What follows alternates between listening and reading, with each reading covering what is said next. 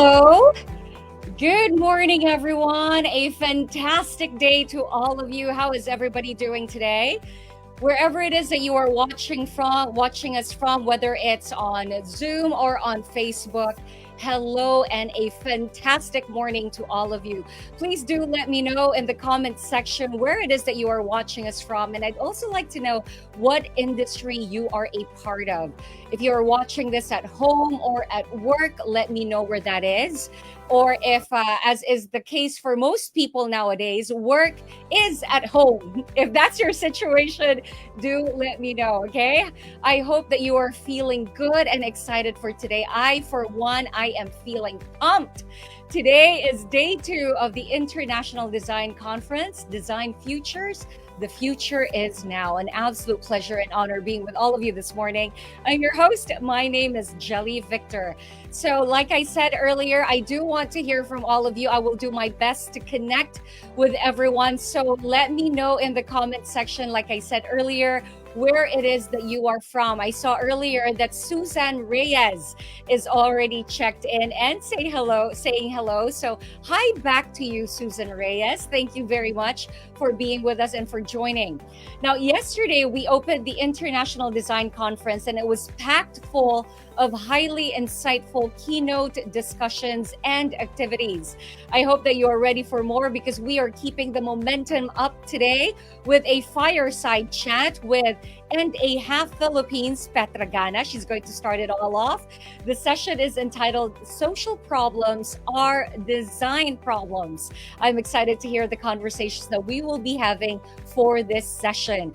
We also have Louis Gan, renowned architect and internationally accredited green urban planner, who will be speaking about sustainability in the context of biomimicry.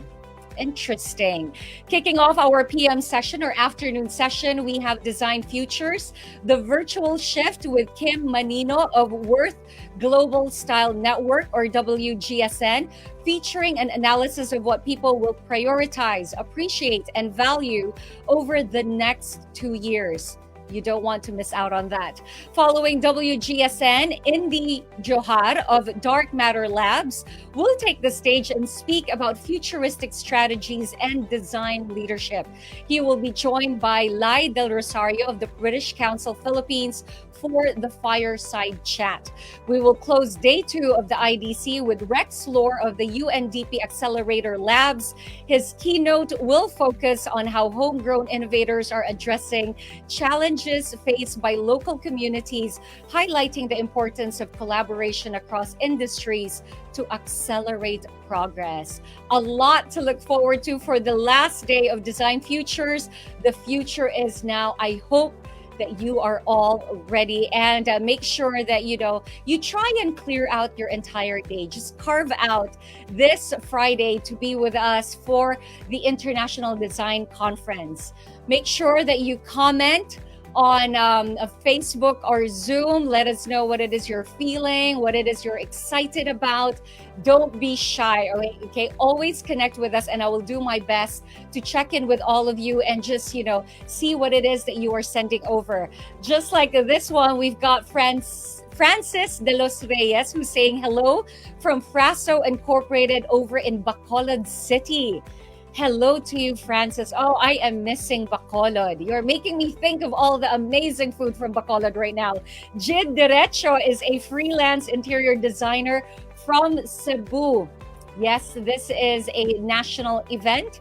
I would even think global because we do have people coming in, checking in from all over the world. Nicole Cabanlet is saying good morning as well. Good morning back to you, Nicole. Nicole Cabanlet Designs from Cagayan de Oro City. Iggy Garcia saying good morning from LL Garcia Architecture Studio from Bulacan. All eyes and ears. Yes, definitely. Thank you so much for that, Iggy. We truly appreciate it, but I'm pretty sure when the presenters and the speakers start, you will definitely be all ears and eyes on them because of their amazing presentations. Thank you very much for joining us here this morning. Okay, I will not keep the chat going. I will check in with all of you again a little bit later on. But for now, I think that we need to start, right? Officially start. To formally get today's activity started, we have the DTI Undersecretary of the Competitiveness and Innovation Group to give her opening remarks. A virtual welcome, please, for USEC Rafaelita M. Aldaba.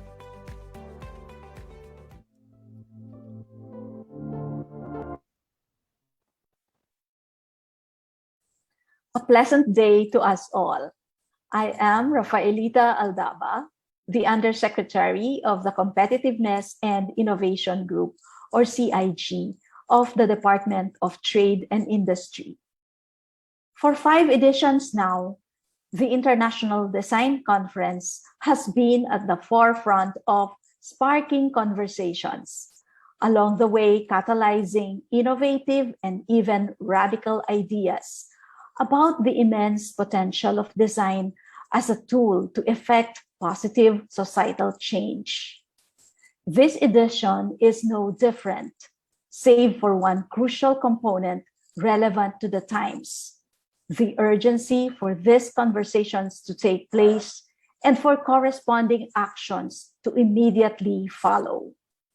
The future is not in its proverbial distant state, no more a hypothetical plane that we can still feel with lofty ambitions.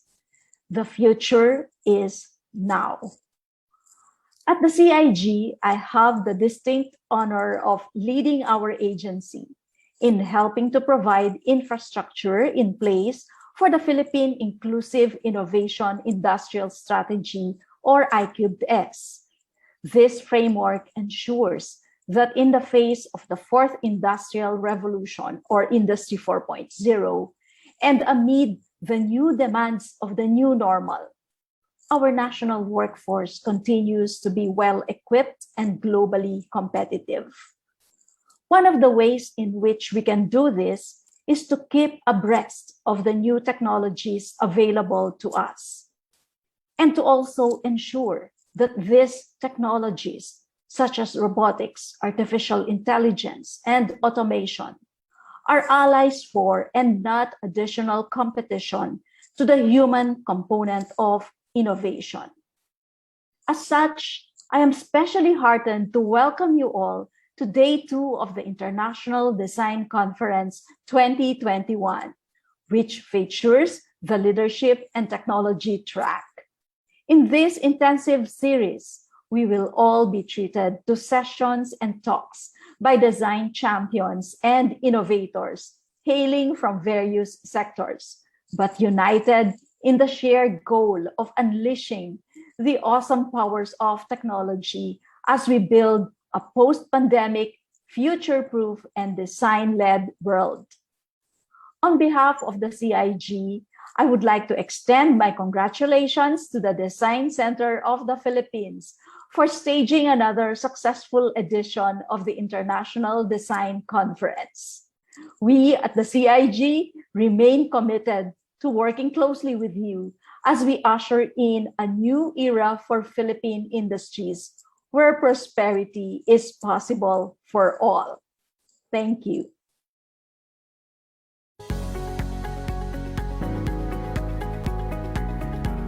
Thank you very much. A virtual applause, please, for Undersecretary Rafaelita Aldaba. So wherever it is that you are watching us from, you can just applaud her, or you can send in applauding emojis over on Zoom or on Facebook. Thank you very much.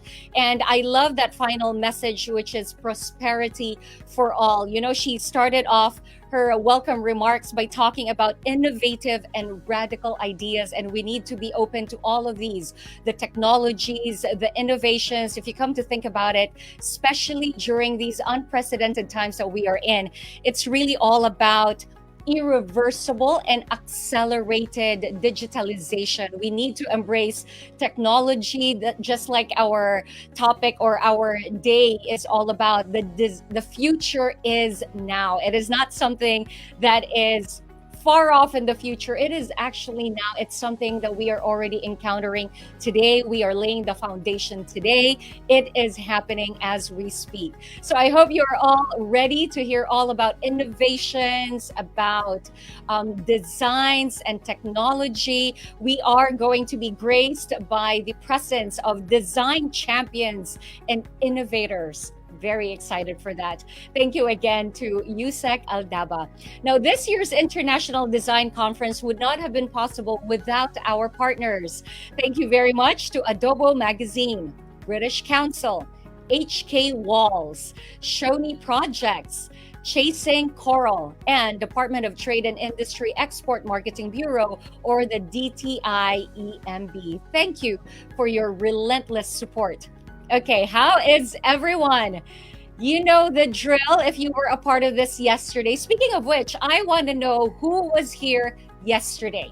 Let me know in the comment section if you were a part of what occurred yesterday, if you got to witness the full day that we also had yesterday. Let us know in the comments section, okay? I want to hear from you what it was that you loved, what you enjoyed the most. Did you get to stay until the very end when we had the film showing? Okay, so in a minute, we're going to start it off with a short breaker. In a minute, we will be flashing a QR code on the screen, and I want you to give that a scan so you can participate in our activity. There it is right now. Okay, just scan the QR code. If you are having a hard time accessing it through the code, you can also log on to www.menti.com. Again, the website is www.menti.com and use the code 770-47452. Allow me to say that code again. It's 770-47452. Scan that QR code. While you are logged on, allow me to explain the mechanics. We have two questions. The first one is a word cloud. We are going to make use of that. And the second one, we are leaving things open-ended so you can share your ideas more freely. Okay, again, the code is 7704-7452. That's over on menti.com. Or to make things really easy for you, just scan that QR code on your screen right now. Here is the word cloud question. What quality do you think every designer should have? Again, what quality do you think every designer should have?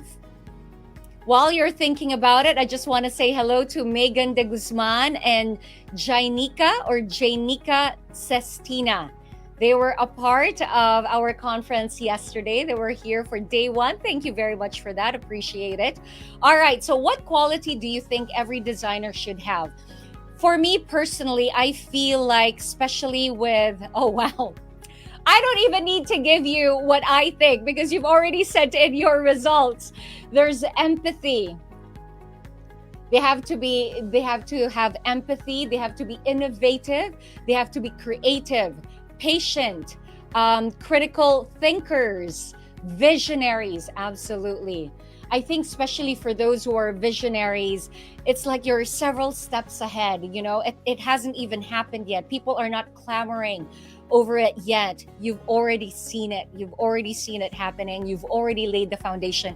Hey, speaking of which, that's exactly what we are doing today. Because we are gathered here and everything that we are bringing forward to all of you, these are all visionaries. What else? Resourceful.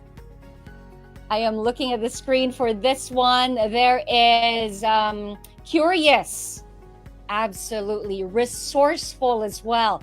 Quite a lot of answers. Thank you very much for that. Appreciate it. These are all through Mentimeter. Strong. I see strong as well. But the words that are really coming at me, and I'm pretty sure coming at you as well, are curious, innovative, creative, patient, resourceful. Thank you very much for all of your answers. Keep those coming in. Ro Requiejo. I hope I'm saying your name correctly. Forgive me if I didn't. Says inquisitive. Absolutely. And I think all of us joining IDC Day 2 right now are very inquisitive because we are curious as well to find out exactly what is going to be discussed today. We are definitely going to make it worth your while. Okay, that was just the first question. Now, for our open ended question, what got you into design? What sparked the interest? What piqued your curiosity about design that you got into it? Learned everything you need to learn to get into design. So, again, Mentimeter or menti.com, www.menti.com. The code is 7704-7452. We want to hear your answers. What got you into design? Do you feel like it is one that is definitely going to bring out the creative juices in you every single time? Is it okay? So you've got your options here. There's actually, these are your answers. There's problem solving, being aware of the problems, interest is what got you into design, curiosity. We've also got fashion, money, passion, or maybe fashion is your passion, combining the two. Work and hobby, solving problems, choice, provide solutions to social problems. We are going to be tackling that on day 2. Started with, okay, hold on, that disappeared. I was just reading it. Give me a second. There's interest, there's choice, environmental awareness. Another one started with expression of myself, but it's now a tool for problem solving. How is design going to help you with problem solving? So you will find out more about that as well. So being purposeful and inspiring, fashion, providing solutions to social problems. We're going to hear more of that a little bit later on. So parents, really? Parents got you into design, or was it because your parents wanted you to be in a different field, so you got into this one instead? Or maybe your parents are part of design.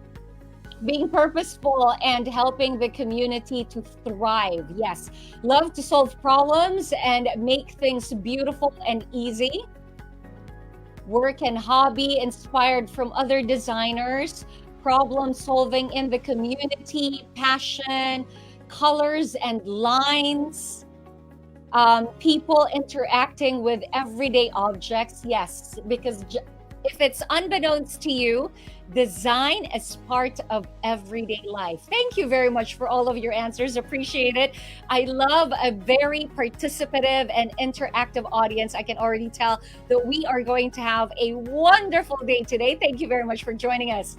All right. So I believe we should be starting pretty soon, right? Now, thanks for being such great sport and participating in our mini icebreaker. We've got another activity that needs your participation a little bit later on, but for now, let's recap what we have covered so far in IDC 2021. I'm talking about day 1, which was yesterday.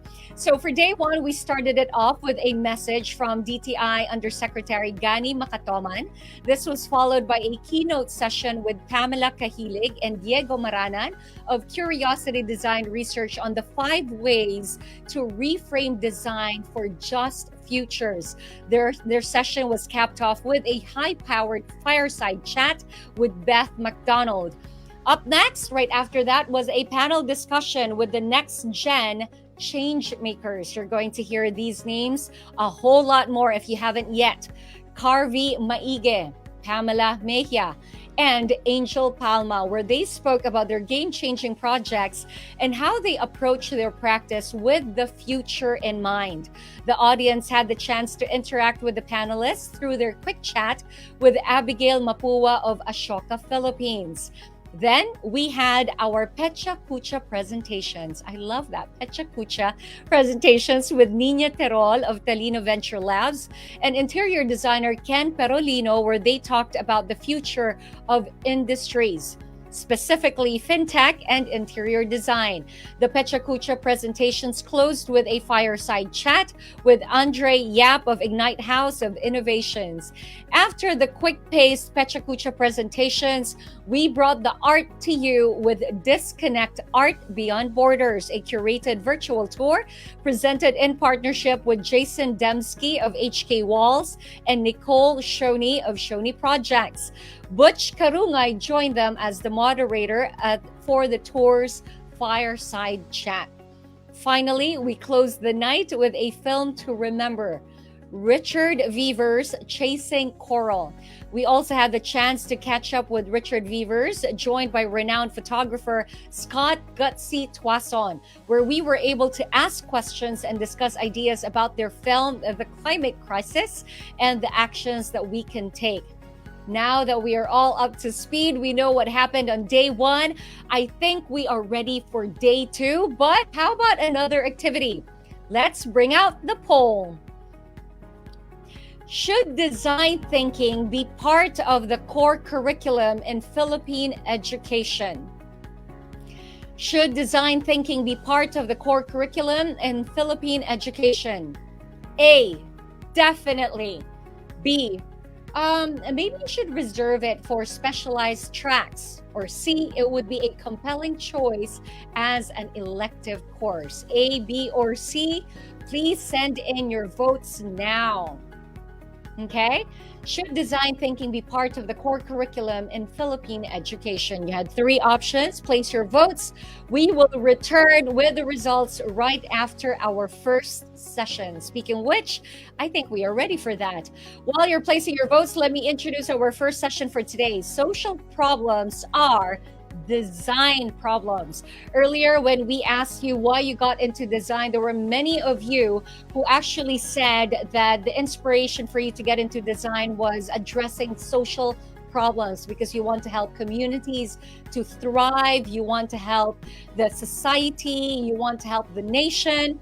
So we will get more into that fireside chat with And a Half, which is an independently owned design studio that's been around since 2012. They've worked with multinationals, individuals, NGOs, and small businesses in over 500 projects. They are passionate about their work because they believe in the transformative power of inspired and inspiring design. I like that, the power of inspired and inspiring designs. And joining us for today is Petra Gana from And a Half, as well as Chaz Riquina from Adobo Magazine as our moderator. Now, before I turn the stage over to them, I would like to encourage everyone to send in their questions and even ideas in our comment section or via Zoom. Both will be in the chat section or the comment section. There are numerous ways for you to get in touch with us, Zoom or Facebook, anytime that a question pops up. Don't wait for us to ask you for your questions. Just send it over. That way you give us enough time to collate all of these questions and it can be part of the fireside chat. Again, anytime you have a reaction, you agree to what they're saying, just send it over. Okay, I got a message from Jid Dericho who says it is already part of the curriculum for design courses, specifically for design courses. But do you think it should be part of, say, other courses as well, especially since design is part of everyday life, right? So let us know in the poll. So send over your ideas in the comment section, your questions as well, and our team will make sure to have them answered by our guests. So I'll see you all in a bit, but for now, I'll turn you over to Petra and Chaz.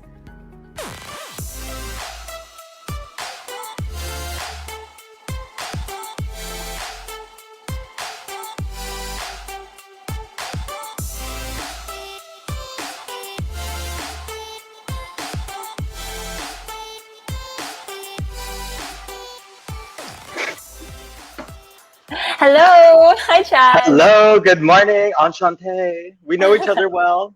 I'm super Yes. excited to do this with you today. So I guess I'll start and I'll dive in for some questions. So actually, just a couple of days ago, I regularly create workshops for educational institutions. And I was talking to a student in LaSalle and he was saying there's so, design students are so worried because they're going into the hustle. They want to do a lot of freelance things. And I was like, you know what? It's not about your portfolio. It's about having questions. And then I was like, oh my gosh, I love that we're doing this today. That just came up the other day because for me, I was with you during the first time that you launched, social problems are design problems. And I love that, when you start, it starts with a question. So I just want to ask you, I have so much to say, but I just want you to share the story behind social problems are design problems. And so how did that begin? And tell us about it. Yeah, definitely. So, it actually began because last year, as everyone know, like we've just been dealing with this pandemic, right? And it just got super frustrating for us. We wanted to ask ourselves, what can we do as a design studio? So we tried different things. Like last year, we started a lot of initiatives. Actually, we started Help from Home, which is a website that kind of provides a directory for COVID relief efforts. And we put together like this collective essentially to design green spaces. But as we were building these initiatives, we realized that we actually wanted to put them under a broader kind of arm within and.a.half as a studio. And we launched our social design arm basically last year. So to start that launch, we realized like maybe it would be good to invite the whole community to have a conversation about why social problems are design problems. And that's what led us to holding our first event last year, where we essentially invited different speakers from different sectors, from health, from space design to food and to education. And even if these people aren't seen as traditional designers, we wanted to show and then start a conversation of how design thinking can actually cut across different industries. You don't have to be, a graphic designer to practice design thinking and actually help your community through design. So that's what we wanted to start last year. And it was a very interesting conversation we had with everyone. Yeah, that covered. We had for communities, you guys had Art Serrano, and then for education. Oh my gosh, it's not even written down. I just from memory. So right for education, Yes. and Yeah, then Jason. Celine. Yes. Mm-hmm. Yeah, and then my favorite. Oh my gosh, I like.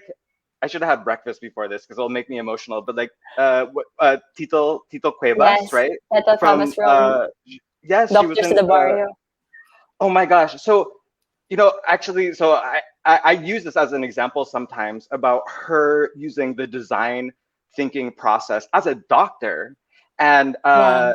the one story, so she has so many stories, but the one thing that I love was when she found the local distillery, right? And then they Mhm. created, she was able to communicate with them and create the dispensary for sanitation alcohol for the community because otherwise they Mhm. have to bring it into was it Saragal del Sur, Yes. right? Well, you remember Yeah. so much, Chaz. Thank you. I mean, I love this. This is my thing. I love talking about a circular economy and of course, climate change, but also more importantly, just social problems. Which I guess we'll talk about a little bit later for the next session coming up. Um, but yeah, I mean, I think one of my big takeaways about the conversation and why it's so important to have it, especially from young designers, going back to me talking about talking with students, is that when you have that question, I guess what you also have to know is like, what do you have to offer? So what are you Yes. working with? Because part of this conversation is being in the conversation, because other people have different resources and different experience. But if you are in, let's say, Bantayan, and you have a certain cause for, oh, I wanna create, something that's more circular in my community, the way that we use everyday things, then that is something that you have that contact with the community, you already have this idea of the framework, and then we can connect you with designers. So also this, what we're talking about is not exclusive to designers. These are Yes, people that definitely. are into the design thinking process. Um, and maybe I want to ask you like why we have to have this conversation, but Mhm. also I think I remember you guys had like a couple framework to start the conversation already. I think it was like being human and having empathy, right? Mhm. And then the opportunity for collaboration possibly with community and Yes. co-creation, and then also, of course, being socially literate. So as opposed to, for example, there's a lot of advertising out there that's not necessarily socially literate. So the difference between being socially literate is being appropriate for the circumstance. And I remember going back to Tito, she was saying a lot of people, if they don't have internet connection, if you have to drive 2 hours on a motorcycle, you have to use the design thinking process to understand those communities with those type of Yes. resources. So let me throw you the question: why is it important to have this conversation? Oh, that's great, Chaz. And I think it was actually mentioned in the Mentimeter that was shown. They asked, what is one of the most important qualities a designer should have? And definitely for us and everyone in the half, we believe it's empathy. You can't design in a vacuum. You can't design based on your assumptions. You have to design for someone. You have to understand what are their contexts and challenges. Why do they think that way? And I think your power, for example, you as a designer in your community, you understand the context the best. Not anyone from a foreign country, not anyone coming in. It's you who understand the context. You can tell the stories most authentically, and you understand why people think this way and what they're looking for. So it's really about just equipping you to have the confidence to actually execute, because I think empathy is really what design is rooted in. And that's why social problems are design problems, because when we tackle social problems with empathy, we can actually come up with more innovations. We can come up with things that are more human. We're not going to put up barriers in EDSA, things like that. So, how can we design more human? How can we design with empathy? These are designer questions, and they should be actually asked in all situations when you're trying to come up with a solution. Yeah, if we're rushing through this, so if this is connecting with you, I really would love you guys to join our next session for the with and a half, because it really dives deep. And then when we're getting the live feedback, it really creates ideas, because okay, I don't know why Tito's just coming to mind, but I remember like during the end of the last session, she was saying that we need to like de-urbanize our ideas, because it's the Yes. Philippines as a whole. And it's really cool that we're able to do this online, because you'll be surprised by, I'm in Bacolod, like there are a lot of people in the province that are really passionate about these efforts, because it's super impactful for the communities, and they might even be trying to solve things in their communities with design already. But what they want to do is they want to try to scale it, see what other communities it can apply to. So it's such a great opportunity nationwide to like uplift the nation and de-urbanize our ideas of what's right and what's wrong and what should be designed, and really solidify, uplifting everyone. So we're going to dive into what is going to be happening for the next session. So obviously we're talking about circular economy, which I am just super, shout out to Carlo Delantar and also Dave Albao. I'm a regular mentor for a lot of circular economy like hackathons and workshops, and so I'm super passionate about it. And I guess I won't say any more. Why don't you tell us about the objective and the initiative for this next round? All right. So that's a perfect intro, Chaz, because our question for everyone this year is, in the context of social problems being design problems, what is the future of design for a world in crisis? And that's something that we really wanted to tackle, because, it's no longer a passing thing. It really is a state. We are in a state of crisis. There's a climate crisis. There's the crisis of food, food shortages. There is poverty. We're in a crisis. And as designers, how can we tackle this? What are our responsibilities, and how can we actually address these? Beyond, is there another way like that we can empower ourselves to help? And can we shift our mindset to actually design for repair, design for growth? Because the way that we are thinking about it, actually, very interesting. Sustainability is not enough. You can't sustain because our earth is super depleted. We don't have any more resources. So if sustainability is no longer enough, what are we called to do? And that's to actually regenerate. we're actually called to design so that we can repair and restore and revitalize systems and revitalize nature, revitalize the different human relations that we have. So that's what we're being called to do. And that's actually what we're exploring in this year's Social Problems Are Design Problems event. We want to ask, what is the future of design? And we see it through regeneration through circular design strategies. So that's exactly what you're talking about, Chaz, the idea of circular design. Yeah, I mean, and it's, I guess, I want to say that at this point during the pandemic, I think we're all a bit like traumatized. So we're trying to move on to Exactly. thinking really about the future Yes. and like figuring out like where our insecurities are coming from and what our advocacies actually are. And circular is much more of a solution than sustainability. Sustainability is a step towards being transparent and looking at your systems and framework. And again, actually, that I just mentioned framework, I want to mention again that when we're talking about design, again, you don't have to be a graphic designer. You can be a great business person. You can be a person with ideas, because we're creating frameworks to run those designs through in these sessions. So a couple, you just mentioned, health, I guess also environmental, food sustainability has been a really big thing. Opportunities for, whether it's career or communities to participate in, also community spaces. So these are all really big topics. It's really wide range. And again, this is why the conversation is happening, because, if you can think about the question and what you have and bring it to the table, that will be opened up to and a half attracts really amazing designers. So I just want more people with the that are in other communities to like step up and to participate, because that's what I'm excited for this session, because there are a lot of especially in the provinces, we're really Yes.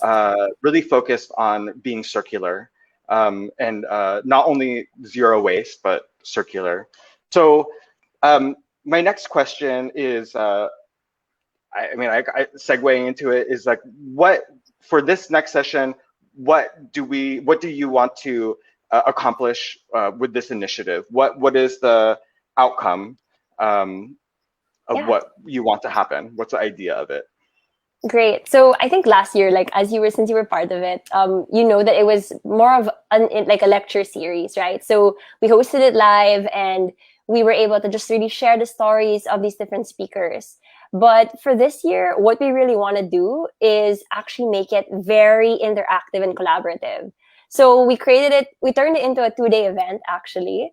And the first day we'll have lectures, a lecture series. And the second day we're going to have workshops. So exactly what you said, we want to give actually the people who are attending opportunities to already share initiatives that they have in mind. So for our second day, the 2 workshops you have, the first one is on food sovereignty, and the second one is on urban space design and mobility. And we want to ask the people in our attendance, what would you do? And they actually get to have feedback from the stakeholders of those communities directly. So it's not just initiatives that are thrown into the air. They actually get feedback from the community, and then they can work on it even after. So our hope is that this SPDP this year is not just, I think, like a one-way kind of sharing. We really want it to be a community sharing, and we want initiatives to come out of this event. So after being inspired from the first day, the second day we get to apply the things that we learned, and hopefully moving forward, people are connected with each other and they can start initiatives no matter where they are. So we just really want to connect the community because we're excited about it too. Yeah, I also just want to, we really didn't, a lot of people have been talking about, what is it, DEI, so diversity, equity, or is it equality or equity? I'm not sure. I want to talk about equity and inclusion. So one thing I love about this program is that, and that's why I kind of was passionate about inviting non-designers, is that, Yes. we really want to have a diversity of people Yes. there to bring up the problems, because, it's, okay, I always tell my designers this. I'm like, I understand that designers can't read, when they're doing layouts and stuff, but I was like, you really need to start doing research, but also you can't expect designers to also pinpoint every problem. And so that's why we're really inviting a diverse community with people with different backgrounds to participate. Also, and that goes with inclusion. And then the thing about equity is that, you know, through having workshops like this and more regularly, we are giving equity towards other people in other communities, because we're giving them the availability, and we're de-urbanizing our sense of structure, because you know, design is definitely a privilege. I mean, as you can see behind me, I have like my iMac, my iPad, my Wowie thing, like so it's a privilege, and I am a big advocate, and that's why I do these workshops with educational institutions, is because I'm a big advocate for giving equity towards it, and I give my time. You know, if I'm going to work 60 hours a week, I will still give my 20 hours a week to create these, you know, these workshops for, you know, LaSalle, UP. Okay, I want to mention because then I'm going to leave out schools, but it's giving equity, and that is so amazing. You know, it's really that type of experience. And also, I don't know if you want to just talk a little bit about how this effort has grown within a half, because has your clients have been like, I am so happy that you're having this conversation? Like, are you finding that a lot of people that you're working with are just like, I am so happy that I'm with you because you guys have a framework to talk about these kind of things that my brand or business wants to talk about?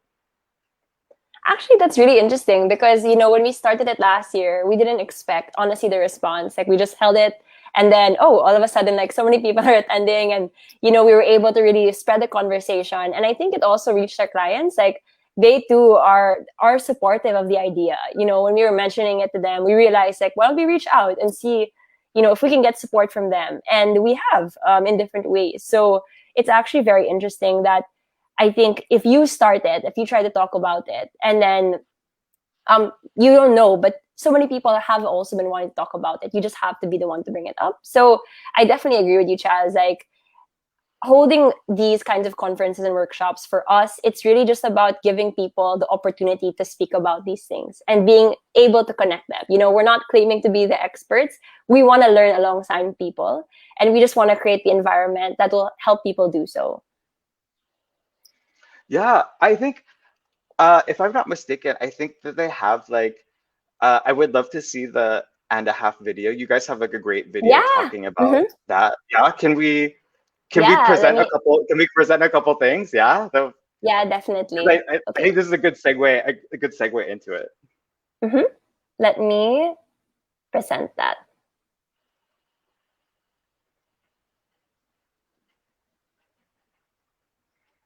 And if you guys, I guess at the live, if you guys have any questions or comments, I think that people will show it up here. So if you guys have any feedback from the things that we're discussing today, we'll also, I'll have someone share links in the comments as well, where you can register for the program. We're super excited for this program. You guys, and a half, you guys are like always on the edge of using really cool tools. Like when you did it last year, you were using Miro. You were also using this like, oh, here it is. Okay. Yeah, let me play it. Okay. And a Half is a studio that isn't afraid of change. I mean, given the context, we had to. Who didn't? From a team of 3 in 2012, we've come a long way. As a studio, we were happy just doing good work, while still taking care of everyone's growth. But these days, we need to do more with design. We have to. Design isn't just a restaurant logo, a business card, or a pretty layout. Design is a way of thinking. It affects how we move and experience spaces, how lessons are learned, and how to help despite the distance. This is how we want to design. Design that pushes boundaries, but is still grounded in empathy. It can change, transform things, and make them better. The world has changed, and we are changing with it. We've come this far. Why not take it a little further?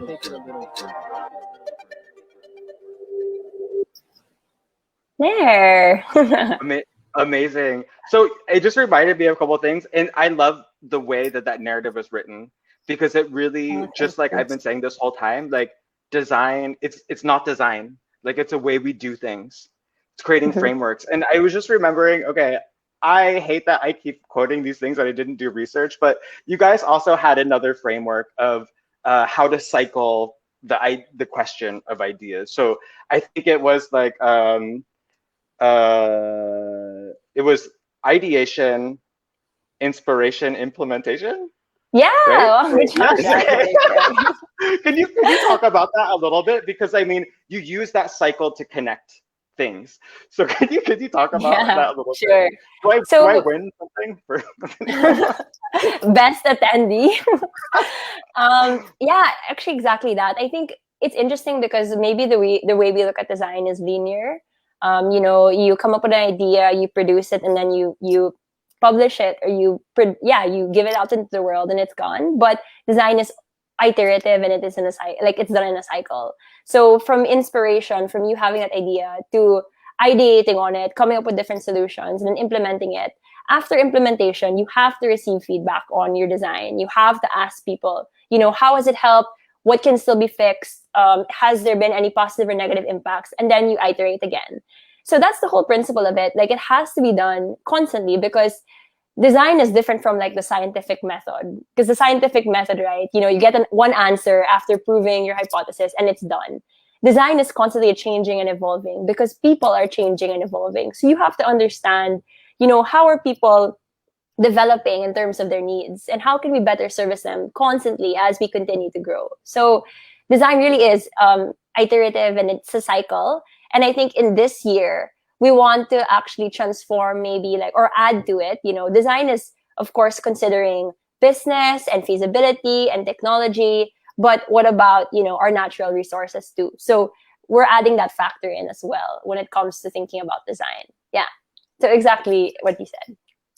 I think. Can we go over? I didn't open your presentation before, but do we have some things? Can you tell us about Mm-hmm. who and what is going to be happening Yeah, in the? definitely. Yeah. Let's open it up, and then I also have because I have a couple other questions, but I want to stick with fixating on what the program is coming up, so we can really explain it. Because I know on social and things like that, like people, it's harder to internalize. And since we're having this conversation, let's open it up and talk about who will be participating and what will be going on. And I do have to say, I really love the branding of this workshop. I really love the Thank branding of the other you. one too. And then when this one came out, I was like, oh, like, it's so good. I love Thank it. you. All right, let me share from my screen a bit more about it. Great. So yeah, the event this year is called SPDP 2021. We just shortened social problems are design problems, since it's a bit of a mouthful. But we're calling it SPDP 2021. And the lead question that we're really driving at is, what is the future of design for a world in crisis? So I think, just to sum up this slide, of course, people can read it, but it's really about asking ourselves, how might we design for a future given the current crisis here and beyond? What is our responsibility as designers, and what can we do as a graphic designer, interior designer, space designer, fashion designer, even, like, how can my practice and the way I conduct it actually contribute to regenerating the future? And that's what we really want to focus on. Regeneration, that idea of actually designing to repair and revitalize through circular design, through design that actually considers waste a design flow. That's really the principle of circular design, and we want to see how it applies to different focuses. So it's a 2-day hybrid creative experience, and alongside the lecture and workshop series, we're going to be doing virtual gatherings. So I know that you mentioned this too, Chaz, but we're trying out Gather Town, which is essentially like this 8-bit platform where people can meet with each other and just talk, because we all miss each other. We can't see each other during this pandemic. So it would be cool to give everyone an opportunity online to just see each other. And in terms of when it is, it's October 8th. The lecture series is 4 to 6:30. And October 9, we'll have 2 workshops, 10 to 11:30 and 3:30 to 5. And all of these can be streamed if you are an attendee and you have a ticket, either through Zoom if you're going to enter the room, or through Discord, because we'll have that available too. Yeah. Nice. And I guess lastly, I can talk about the people speaking. So we kind of focused on 4 different aspects: products, businesses, spaces, and systems. So what's really cool too is that if you're an entrepreneur or someone who owns a business, this talk is also for you. How can you design your business to be circular, right? It's how can you design it so that you can earn, but also the ecosystem you're part of can thrive? That's another question. And same for spaces, and same for people who are involved in systems or community development. So these are our speakers that we're going to have for the event that we're holding this year. So Carlo Delantar for product design, Keiji Ashizawa and Keiko Henko. They're going to talk about Ishinomaki Lab and their collaboration through Lamana. And then we're also going to talk to Tof de Venecia for the 4th District of Pangasinan in terms of like the policies and systems that contribute to a creative economy. And then Bert Peters, who's actually the president of the Philippine Permaculture Association, and he's put up multiple farms called Cabio Kid, which practice sustainable design. Then for the workshop speakers, we have Rob C. from the city of Pasig to tackle space and city design. And then Mabi David and Tay Lopez from Slow Food Sari Sari for food sovereignty.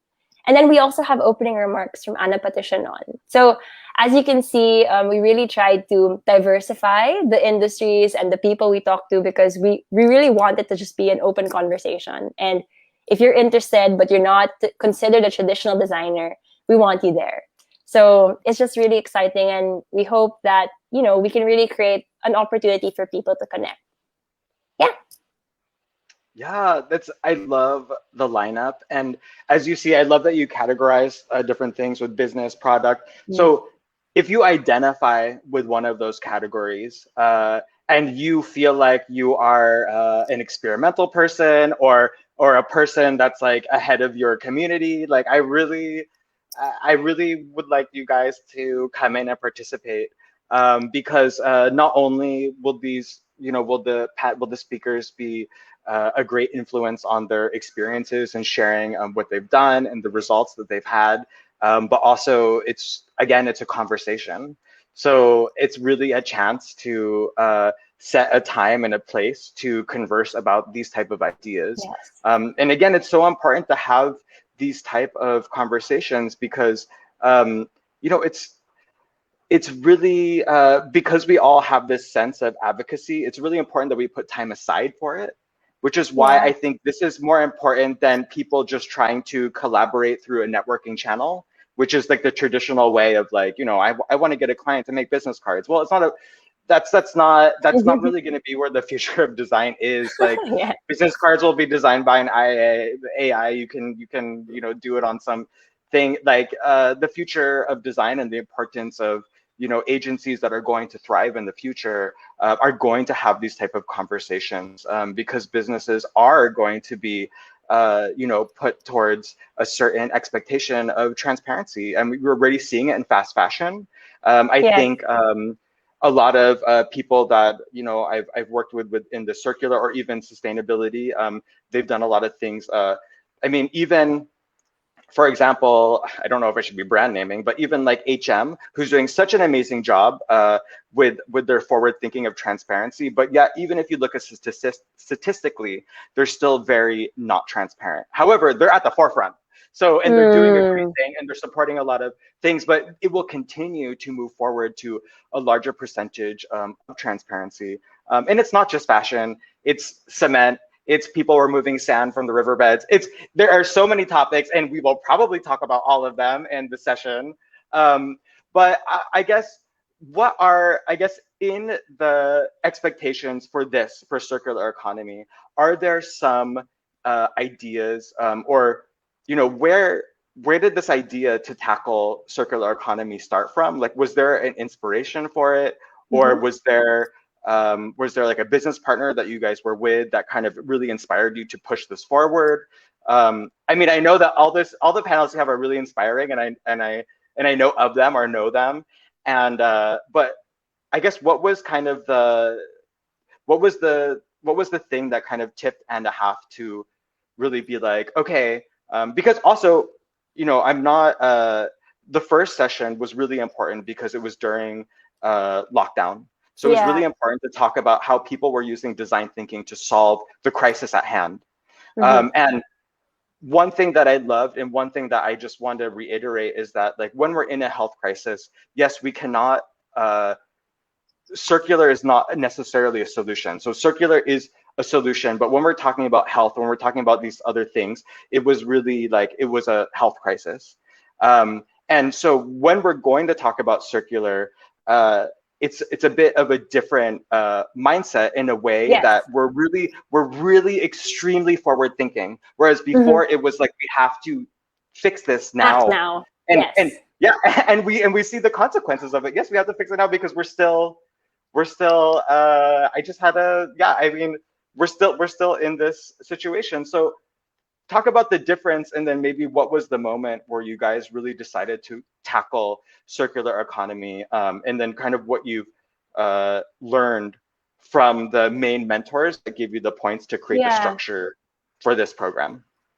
That's great. So actually, when we were brainstorming on what we wanted to do for social problems or design problems this year, we got together as a team, and it actually started from more of an empathy standpoint too. So we asked the team, like, what do you care about? And what do you really want to talk about this year? And I think a lot that came up was just, it actually started really from the climate crisis. And this idea that, like, why are we designing, why are we designing structures to last forever when our earth, like, is not designed that way?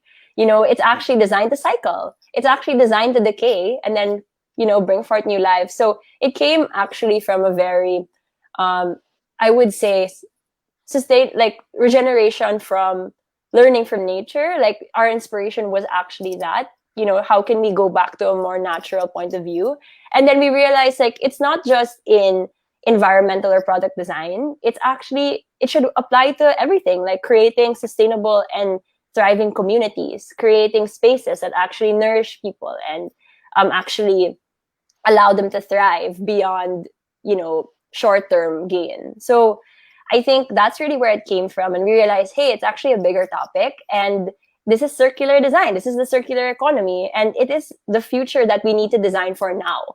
Because I think it was also the time when that was probably like during the bushfires in Australia and all of these like climate disaster. And we were like, there won't be a future to design for if we don't act now anymore. Like, COVID and the pandemic is a reality. It's a consequence also of what we've done. So how can we design to repair it? How can we design moving forward where we can actually have regenerative communities? So that's really where it came from. And, going through all of the lecture slides, because we're currently preparing it, it's really inspiring because, you realize that waste is a design flaw. And it's never been thought of that way. Why not, right? Like, why not? Because waste, the fact that something excessive is produced and we can't do anything else with it is actually very clear that, the design has failed because it's actually polluting. And it's looking at nature as a stakeholder too. So very, very interesting. And I think, that will trickle down to how we see businesses, that will trickle down to how we see spaces and also the communities. So it's also been a learning experience for us, like going through all of these slides, honestly, like, wow, like we really want to shift to the way that we approach things. I guess I didn't say scientists, but scientists are more than welcome to participate because yes, waste please. is a design flaw. And plastic is a design flaw. Turning oil into plastic is a design flaw. Biodegradable polymers is like, the science says yes, but like, I don't know, are we creating microplastics? But however, that's why we also need it, because we don't even understand at the point we're at right now as designers creating products or creating systems or frameworks. The science can go further. And one thing that's really inspiring is that,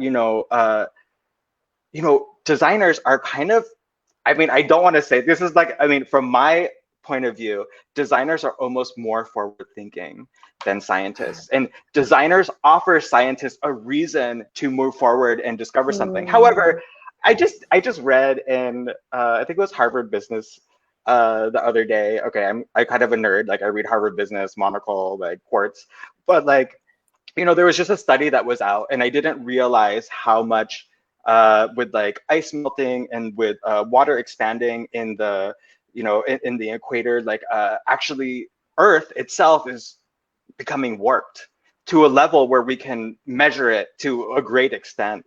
And for me as a designer, I was like, oh my gosh. And so I started sketching some like warped Earth. And I'm Oh, like, it was and so I just wanted to say that because design ideas and questions can inspire science and that yes. initiative. And at the same time, it's so important for designers to pay attention to what's going on, especially with the environment, because I literally think the study just came out like 3 days ago.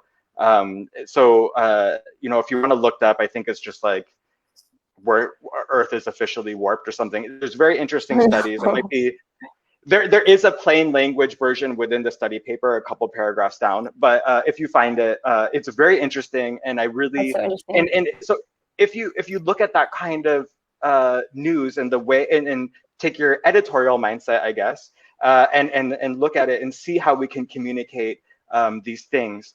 I guess on that note, we don't have very much time left, but maybe we can just reiterate a couple of the categories that are there. So like, there's wayfinding, there's product design, there's creating community spaces. There is, education, of course. So Mhm. I guess based on the speakers, I guess, can you reiterate a little bit? Oh, also like agriculture, of course, because you have. Mhm. Oh, when you mentioned that you guys were inspired by nature, what was popping in my mind? Like, I have a friend that has a permaculture farm here in Bacolod, Oh, and nice. it's so cute. Like they plant like their coffee trees next to the banana tree, and it's so adorable. Like creating things that are circular or even just sustainable actually is aesthetically pleasing. Like seeing the banana tree growing next to the coffee tree is just like, it's so beautiful. And it's so, it's like we're designing our forest, and we're designing how for Mm, nature to take care of itself. But maybe just as an end note, so we can solidify kind of what the topics that we're tackling, can we just reiterate a little bit about what the speakers kind of represent, their area of expertise? sure. So for the first one, which is Altom, Carlo Delantar, right? It's going to talk about basically circular design in when you look at materials. So when you're a designer and you're choosing your materials, how can you choose them in a way that you make sure that their life cycle is actually accounted for, and the system that they're part of is actually accounted for. So we're going to talk actually and feature the Bakong initiative, which is in partnership with the Design Center, which is great. So we're going to be talking about how that as a material, as a biomaterial, can be used to consider circular design. So that's very interesting. For Ishinomaki and Lamana, what we really wanted to feature with them is their Made in Local program. So Ishinomaki actually has this initiative called Made in Local, where they partner with people who want to distribute Ishinomaki in their country. We're the second, I think. And what Lamano was able to do with Ishinomaki was basically, instead of like doing the usual importing and just a straightforward distributorship, they actually transformed it in a way that everything is made here locally. And everything is actually done in partnership with the community in Rizal. So that is a very sustainable, and regenerative business, because you have knowledge sharing, you have knowledge transfer, but you use the business and distributorship to actually empower a community and give them capacity training and things like that. So that's really cool.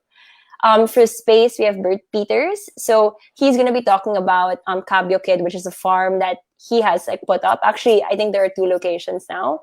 And essentially, everything in the farm is it is designed in a way that energy circulates. So from the food being converted to energy, being converted to fertilizer, things like that. Like, how did he create this space?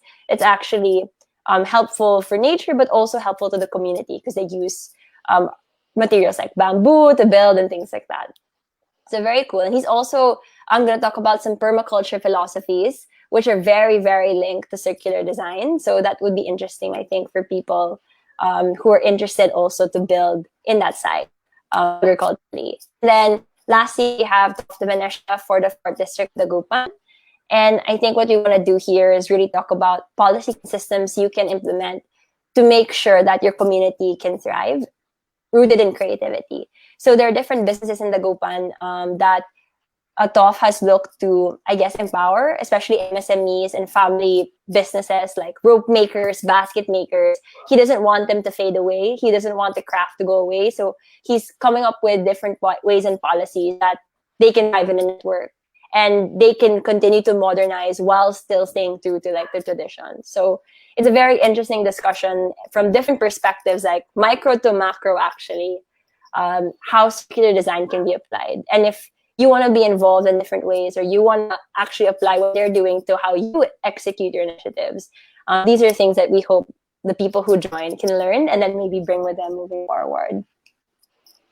Yeah, definitely. And I guess one thing I just want to add, so that was so awesome that we really covered really all of the areas that will be talked about. However, if you don't have a question, and if you don't, if you're just an artist, also, I also have a call for artists because, I was just talking to a couple artists the other day. I was talking to Anna Rubio and Gringo Benedicto just yesterday. And,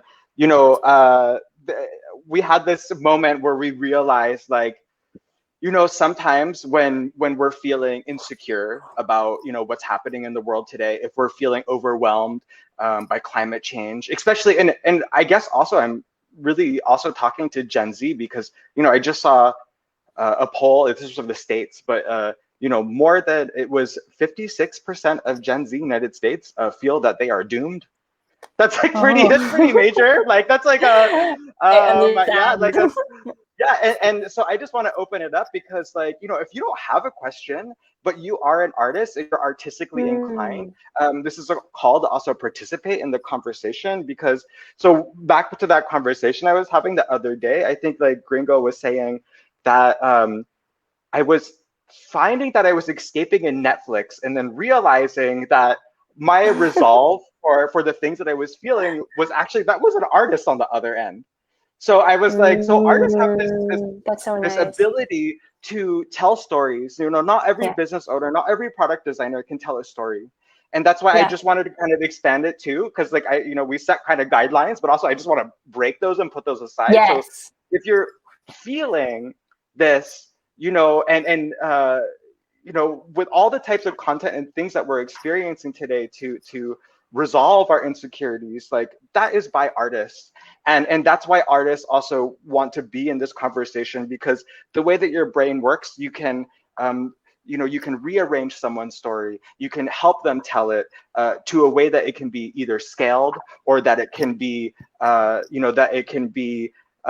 attractive to investment. Yes. And those are extremely important things that we need to accomplish really quickly, which is another reason, again, that's why having these workshops and conversations as a set time in a set place is so important, because not only are you gathering the minds, but you're also kind of like hacking solutions and starting the simple connections that can allow people to hack, meaning making these extreme connections of people that have advocacies that fit together so well that otherwise, through our typical sense of brand and business networking, would never connect. So I guess that's why I'm so excited. I forgot to mention, sorry for day 2, because I just talked about day 1, but day 2 is actually exactly that. So that's what I'm really, really excited about day 2 too, because we have people, stakeholders with actual communities that you can help. So we didn't want, coming off from last year, I remember Jayton said his only frustration with design thinking is that sometimes people do it, in a vacuum, in a session, and then it goes nowhere. Right. So we didn't want that to happen. That's why we wanted to have these workshops with actual community stakeholders. So Slow Food Sari Sari, they have a community garden of community growers in Payatas, actually an urban garden in Payatas that they want to generate design solutions for. So if you're a space designer, a graphic designer, and you want to actually help this community improve food sovereignty, encourage, urban gardening, then how do you do that? Then also for Rob C, it's the same question, like how do you use design to create better, safer spaces for people? And he is involved in Pasig City. So each of these stakeholders are also going to be providing kind of like opportunities for people to prototype and actually extend their initiatives. And we really want, it's important for us that people have feedback direct from the community, because exactly what I said, like you can't design in a vacuum. So it's really important to get that feedback. Totally. And just you saying that just now also made me think that, you know, when you're also scaling projects, and we have so many cultures in the Philippines, we're also, of course, we're really looking for people that can translate. Like, for example, like I'm in Bacolod, we're looking for people that can translate ideas into Hiligaynon. We're looking for people that can translate ideas into Bisaya. We're looking for people to also respect, and that's going back to the sense of, what is it, social literacy, that is part of the framework for initiating ideas. So again, it's really important. You like, I just want to stress the point where, you know, people don't feel the right to do something, and that is why exactly something that this program is happening, because it's a really invitation for translation, for scaling communities, for sharing ideas, you know, and getting a sense of community, and getting a resolve for, hey, a lot of designers are, you know, are really working towards these things that I care about, and I'm not weird by constantly stressing about the future of about making sure everything is zero waste, making sure I live the wala usik life, you know. So I love, you know, I just I'm such an advocate for this program that you guys have set up, and I am so appreciative of the effort that And a Half has put aside, and not only the effort, but just involving it in your core thought process, because it's like you said before, it's really part of the core. And wait, you guys are having your anniversary, right? It's 9 or 10 years. Yeah, 9 years, 9 years. Yeah. So also, you know, this is not like, I now, like, you guys are like a, you know, institution. You're almost hitting 10 years, like, and this being part of your core is definitely something that's really essential for me to believe in businesses going forward in the future. Everyone as a consumer has a choice of what they would like to consume, and you know, and as a designer or a creative, it's important to attend these type of workshops so you can create your personal framework of how to consume material and also content. I think it's extremely important for people to understand, you know, their place and their time, and what they can contribute. So is there anything else? I think we're out of time, but is there anything else that you would like to add? And I'm just so happy that we got to see each other this morning. Yeah, I owe you a message. thank you, I'll Jeff. message you later, just like after lunch. Great. But is there anything that you would like to add as an end cap to our session today? Yeah, I think I just want to invite everyone to be part of this discussion. Like I think maybe when I encountered it personally, I was intimidated by the idea, but as I read more about it, I realized like it's not actually intimidating. It just makes a lot of sense, like to think about how things should end up, you know, like it's basically adding to your designer toolkit and being able to design intentionally. That's essentially what we want to empower people to do. And it's a really welcoming community. We'll make sure it's fun. We're going to be on Gather Town, and we have DJ sets and raffles spa. So like, it's not going to be super serious. It's still going to be like an enjoyable time. So we just really want to invite everyone, and we're looking forward to it. Yeah, as it should be. And it was fun last time, and it will be more fun this time. I'm really excited. I love Gather Town. It's super Yay. cute. If you guys haven't experienced it yet, you can Google it, but also just, you know, participate in the program coming up. I just want to thank you so much, Petra, for, you know, sharing about the program, and, you know, speaking on behalf of the And a Half team. I know that it takes a team to really move these things forward. So, you know, I'm so grateful for you being here today, and I'm so grateful for your team and the effort and initiative that you guys put in the importance of setting clarity to these type of programs. because it's so well Thank you designed so and much. branded. And I just always, and I love sharing it. So, thank you so much. And thank you to IDC. Um, yeah, I Thank think you. Thank you so much, we're, Chad. thanks guys. Thanks everyone. Thank you.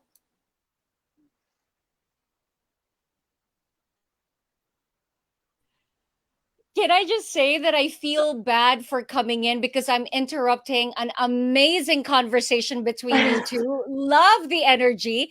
And to think, Chaz, you came in and you said you wish you had breakfast. So I'm thinking, sa lagay na yun, you haven't had breakfast?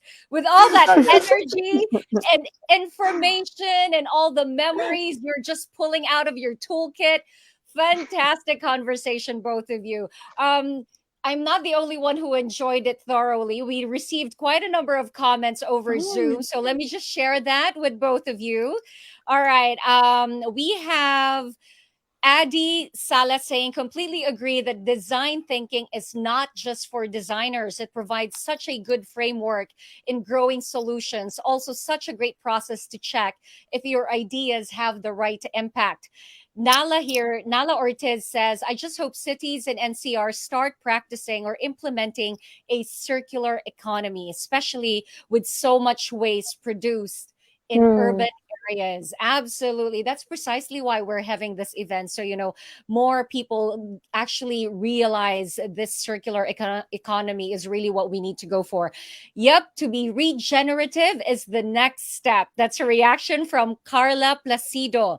Nala Yay. again goes on to say we should use design to repair, restore, revitalize systems. You reacted to Carla. You know Carla Placido? No, actually, No, I'm just I very love, moved by her I just by love her her. I love her response. Thanks, comment. Carla. Okay, they loved your reaction, Carla. Thank you very much for sending that over. We are not done yet. There are a whole lot more. Nala goes on to say, personally, I think a significant amount of people have to let go of the stigma surrounding design, that Hmm. it's only for the maarte, or even thinking that it's only for high society. Design should be made by everyone for everyone. It is going to solve a lot of problems that we face today. A good example is fixing our roads or communities to be more friendly for pedestrians and bikers. I remember, Chance, when you came in earlier, right away you were already talking about inclusivity, more inclusions. And that's precisely it. We're not just going to create infrastructures for the people with cars. It's all inclusive from all walks of life. They all come in. Iro Jean Alagban took note of something that appeared in your video, Petra, and I actually noted this down as well because I loved it. Design is a way of thinking. And Iro says, couldn't agree more. Love the video, by the way. Okay, Adi Salas says, you have to ask people, what was the impact? In design thinking, it's not just one answer, it's constantly changing and iterating. Sam Ledesma says, how can my practice and the way I conduct it contribute to regenerating the future? Yes, they're agreeing with that one. Okay. Just a few more. Just two more. You guys okay with that? Yeah, of course.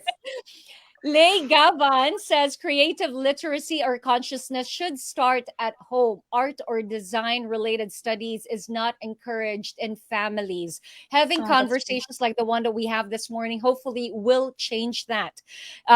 Still from Lei, can Petra share the link for their upcoming program? Thank you Oh, very much, Lei. That is exactly the thought that I had. Thank you for providing with the perfect segue because I'm pretty sure after the conversation you've had, both of you, a lot more people want to know about SPDP 2021.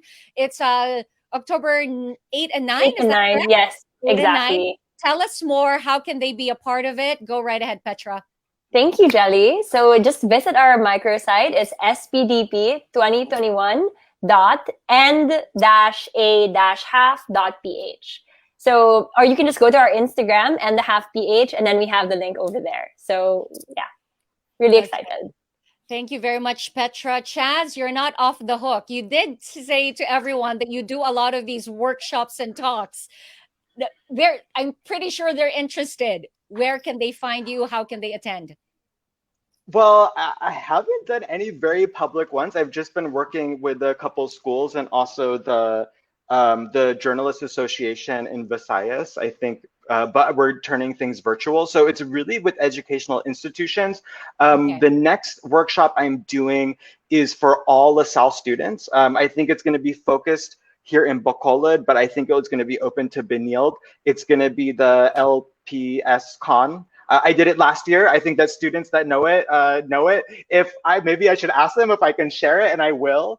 But you know, I love working with students because I'm learning so much about how to work with my own team and how to also think about, you know, the careers that people want in the future. So the reason why I'm always doing these workshops with schools is because I'm really getting a lot of insight from the students. So if you're in LaSalle, I think it's open to all LaSallians in the Philippines, and it will be November.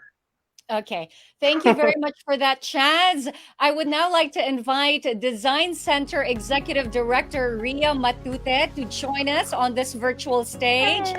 We're going to have a photo op. Good morning, Miss Ria. Hi, good morning. Sorry, I'm like multitasking between congressional budget hearing and an initiative with the Canadians for the creative industries. Sorry, everyone. Absolutely fine. We are just happy, Miss Ria, that you get to join us as well. Okay, I know Miss Ria is very busy, so let's have that photo op right now. Petra, Chaz, Miss Ria, everyone, give us your best smiles, and we'll have this photo in 3, 2, 1. Oh, I didn't know we had to do several poses in that one. Okay. All right, maybe another take. But thank you so much, Miss Ria. Thanks for joining us. And Thank you so Petra, much. Chaz, that was a fantastic conversation. Chaz, you said you're not very sure yet if this is a workshop that you should bring to the public. Well, you know what? Maybe you're going to get ideas from today. Who knows? Right? I will be backstage for the and a half event, so I will be, you know, in there in the room. So I will be there. Okay. Thank you once again, Petra and Chaz. Thank you so Petra much. Gana from End and a Half and Chaz from Adobo Magazine. Thank you very much for joining us. That's Chaz, Rikina, an absolute pleasure having both of you start off the sessions this morning with such great energy and fantastic ideas. Thank you, Miss Ria. Excited for October.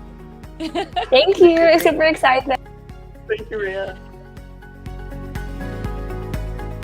Speaking of thanks, allow me to extend our thank yous again to our partners. That's Adobo Magazine, British Council, HK Walls, Shoney Projects, Chasing Coral, Department of Trade and Industry, Export Marketing Bureau, that's the DTIEMB. All right, wow. Love that session with Chaz and Petra. Learned quite a lot. I was busy taking down notes. Here's my proof. And I'm highlighting things, you know, I was even doing a bit more research. I even love how Petra said, if you're not the usual type of designer, if you're not from the conventional industry of design, we want you there. How inviting, how accommodating, right? So earlier we had you vote on a poll question. Should design thinking be part of the core curriculum in Philippine education? So we asked you, A, definitely is your answer, B, reserve it for specialized tracks, or C, it would be a compelling choice as an elective course. You know, earlier on when we posed that question, we got a couple of reactions from Facebook and Zoom. Let me just quickly look for it now. They said that it's already part of some schools, like Lay Gavan says science schools have design and technologies subjects. Jid Derecho says it is already part of the curriculum for design courses. But we want you to know, we want to know from you, what do you think? Should it definitely be part of core curriculums in Philippine education?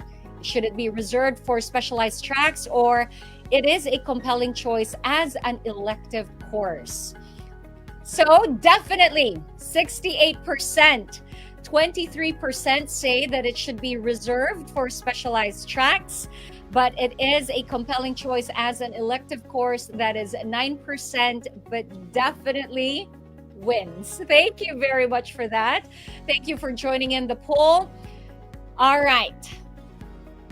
Let's keep the conversation going and feel free to comment exactly why you picked your choice in our polls. Why did you choose definitely? Send it over on Zoom or on Facebook, and I'll try to go back to it and read those answers later on. Okay, up next, Louis Gan is the first Filipino architect and urban planner professionally accredited by international organizations in green building and urban planning in the USA and Vietnam. He is also an accredited green professional in the United Arab Emirates and the Philippines. He has more than 9 years of experience in urban and master planning, green building, visual impact studies, landscape and urban design projects in the Philippines, Vietnam, China, Hong Kong, South Korea, Saudi Arabia, Abu Dhabi, Australia, and the USA. For his session titled Sustainability in the Context of Biomimicry, he will be discussing how architecture can be designed to simulate naturally occurring processes using nature as an architectural and engineering blueprint to address sustainability in modern design. Welcome, Louis. Glad to have you here. Magandang umaga po sa lahat. First, it's a pleasure to be here and share some ideas on how we can solve our everyday challenges using nature's genius. So today we are facing a lot of problems. So we have pandemic, transportation issues, traffic, inequality. So these are just some of the problems that that I think nature can help us to solve. So, okay, before you get into it, Louis, apologies for yeah. interrupting. If you have questions for Louis, feel free to comment on our chat or message us via Zoom or our inbox so we can pull them up later during the fireside chat. Again, I apologize for interrupting, but now the virtual stage is all yours, Louis. Thank you. Yeah. So I think the future of design is we need collective intelligence, collaboration with each other, but not only a human collaboration, but we need to collaborate with nature's genius. So 3.8 billion years of life's evolution from circular economy or circular design, life-friendly chemistry. So there's so much thing to learn from nature. So biomimicry is one way for us to integrate nature in our design thinking. So let me just share my screen.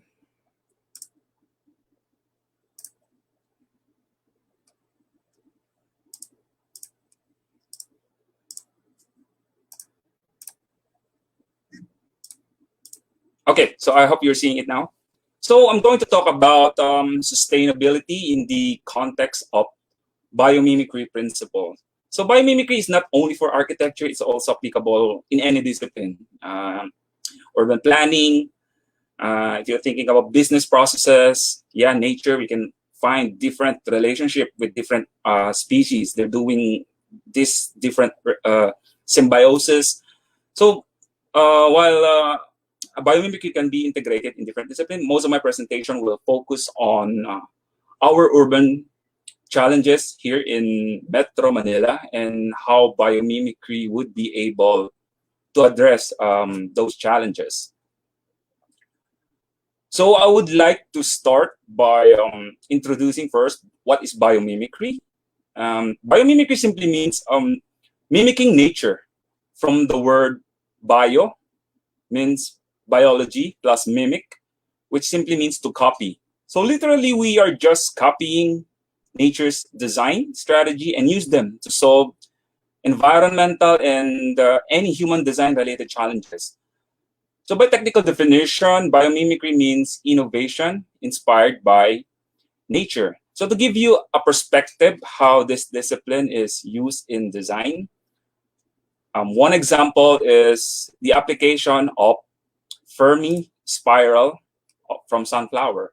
So the engineers, they are looking for the best possible layout for solar farm that increases efficiency in collecting solar energy. So when the engineers simulated this pattern here in solar farm layout, they've increased efficiency of the solar energy collection. So if I remember it correctly, I think they've increased solar energy collection by at least 60 to 70%. So this is just one example how we can integrate biomimicry thinking in our design. So here's another example of innovation coming from nature. So in some urban environment, especially in high density communities with many high-rise structures, one challenge they are facing is actually they have many bird collision that kill thousands of birds annually. So the challenge question here is, how can nature prevent bird collision? So the answer is that the scientists and researchers develop and use as an inspiration is a spider's web. So the main reason why they use spider web is because a spider web is always safe from bird collision. It is because the spider web is coated with ultraviolet light. So, so the company Ornilux, so they develop a glass with UV light coating, and this approach reduces bird collision. So the success factor is that, according to their research, they've reduced bird collision by approximately 76%. So it's not yet perfect, but they're improving the design so that there's no more death in terms of bird collision. So another example is the problem created by sonic boom from trains in Japan. So we know that in Japan they have many mass transportation, but the problem about the trains in Japan, especially when they pass through tunnels, they create a lot of noise. So that's one challenge from the designer. So the engineers looked into nature, and they found out that the solution for reducing that drag that creates that sonic boom is they found out that the kingfisher, as you can see here, have mastered diving with less drag in water. So these examples are just some of the principles where we can adopt biomimicry thinking in our design. So obviously, if you notice, the design of this bullet train here is approximately the same from the bird's beak. So it reduces drag, it reduces noise. So this is how they solve that challenge, by just copying nature. So to give you a better understanding what biomimicry is, we first need to understand the life's principles that had been discovered through science. And generally, there are 6 groups here, but actually there are many other. But I'm going to focus only on these 6 typical principles which we can adopt in our design thinking. So the first is adapt to changing conditions. This is one of the life's principles that you can find in nature. This means that life should respond to environmental context using diversity, self-renewal, resilience, redundancy, and decentralization. So these are all the features so that we can achieve adaptation to different environmental changes. For example, in forests, you can see different species of birds with the same function, which makes them redundant. But overall, they maintain some of the functionality of dispersing seeds. They also provide food for other species, so on and so forth. So in building application, perhaps we can incorporate a degree of flexibility in our design to be responsive. For example, how can we make our buildings more adaptive to flooded areas, for example? So another principle is the being resource efficient. This means that being resource efficient, which skillfully and conservatively take advantage of resources and opportunities by minimizing energy consumption, achieving multifunctionality, and keeping all materials in a closed loop. Or perhaps use shapes or pattern based on what is needed. So this is just some of the examples of how to be resource efficient. Another principle is being locally attuned and responsive by, you can do this by fitting and integrating with the surrounding environment, by leveraging cyclic processes, use readily available materials and energy. You also include feedback loops coming from different species. And with that feedback loop, you cultivate cooperative relationships with the biotic and abiotic elements found in the environment. So simply this means that nature designs and develops relationship with the environment. Another principle is integrate development with growth. So this means that nature invests optimally in strategies that promote both development and growth. So nature achieved this by through self-organization processes, building from the bottom up, and combining different modular, and they nested all these components together. So these are just some of the processes for us to integrate development with growth. So in human applications, perhaps if we create a metaphor, so we humans, we are growing, right? But we have to develop our thinking through learning from different experiences. That's one example of this principle. So in urbanization, perhaps as cities expand horizontally, we have to make sure that each land is maximized to its potential rather than expanding and converting natural land such as forest or agriculture. So another principle is the life-friendly chemistry. So that supports different life processes. This is always present in nature. So nature uses water as its main chemical component. This would avoid any toxic byproducts later on. So, or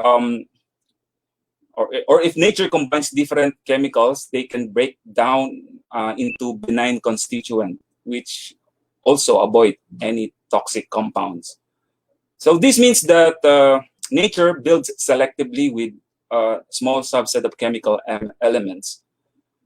So yeah, so in nature, they does a lot of its chemistry using water. Perhaps this is something that we can adapt when we use chemical-based products, for example. So in our buildings, such as paint, adhesive, cleaning products, and so forth. So perhaps we can use what nature is using in terms of chemistry. And finally, evolve to survive, which continually incorporate and embody information to ensure enduring performance. For example, a species is always updating its DNA according to the experiences, to ensure survival according to the context of the environment. So this means that nature replicates strategies that work historically. So it is all embedded in their DNA. So it integrates the unexpected, reshuffles information. So that's embedded in life's DNA structure. So if one species encodes and updates their own DNA to survive, I think using a metaphor, integrating the same mechanism, perhaps we have to update our law or building code, which is needed for us to be more adaptive to our surroundings and to the needs of the people. So biomimicry is an emerging discipline in human design application, but we have to acknowledge that design is not limited to human application. I think one of the best design built interior structure that we can find in nature is a bowerbird's nest. So the reason why this bird is doing this is because he wants to attract a female and create a family. So yeah, this is just one example of nature's design. Another example, so we've been hearing a lot of reports about the negative impact of human-designed dam because it exacerbates flooding. It also inhibits fish habitat. So perhaps we can ask our nature's engineer how to control water flow while creating and supporting life. So many of the species in this environment are dependent on this structure here. And it's all because of this nature's civil engineer. And I think this is something that we can adapt in our human-designed dam. So how can we make and how can we control stormwater and at the same time support life so that we can make our dams more sustainable? So I think we can learn so much from this beaver. Or if we are looking at nature's mechanical engineer, termites are the masters of natural ventilation. So they can design their habitat to leverage natural airflow to cool their own or their indoor environment. So basically, a termite, when they're developing their mounds, they actually know where the sun's rotation is, so the sun's path. So they can actually rotate their termite mound so that the surface receives less sunlight, so that their mound is cooler. So this is something that I think we can integrate in architecture on how we can minimize solar exposure. So one case study that I believe that we can use in design is a termite mound. Or perhaps can we design a lighting system that requires minimal electricity? Perhaps this firefly here can teach us how to develop a lighting system that is not connected to the grid. Or in terms of creating interconnectivity, pathway for transportation or urbanization pattern of our cities, like this slime mold. So later I'm going to show you an experiment done in Japan. So how this slime mold actually mimics or resembles city of Tokyo. So we all know that Tokyo is one of the most sustainable cities. And it's amazing how this slime mold network almost resemble the same network from the city of Tokyo. So the question now, so how are we going to make our cities more resilient? So how resilient are we?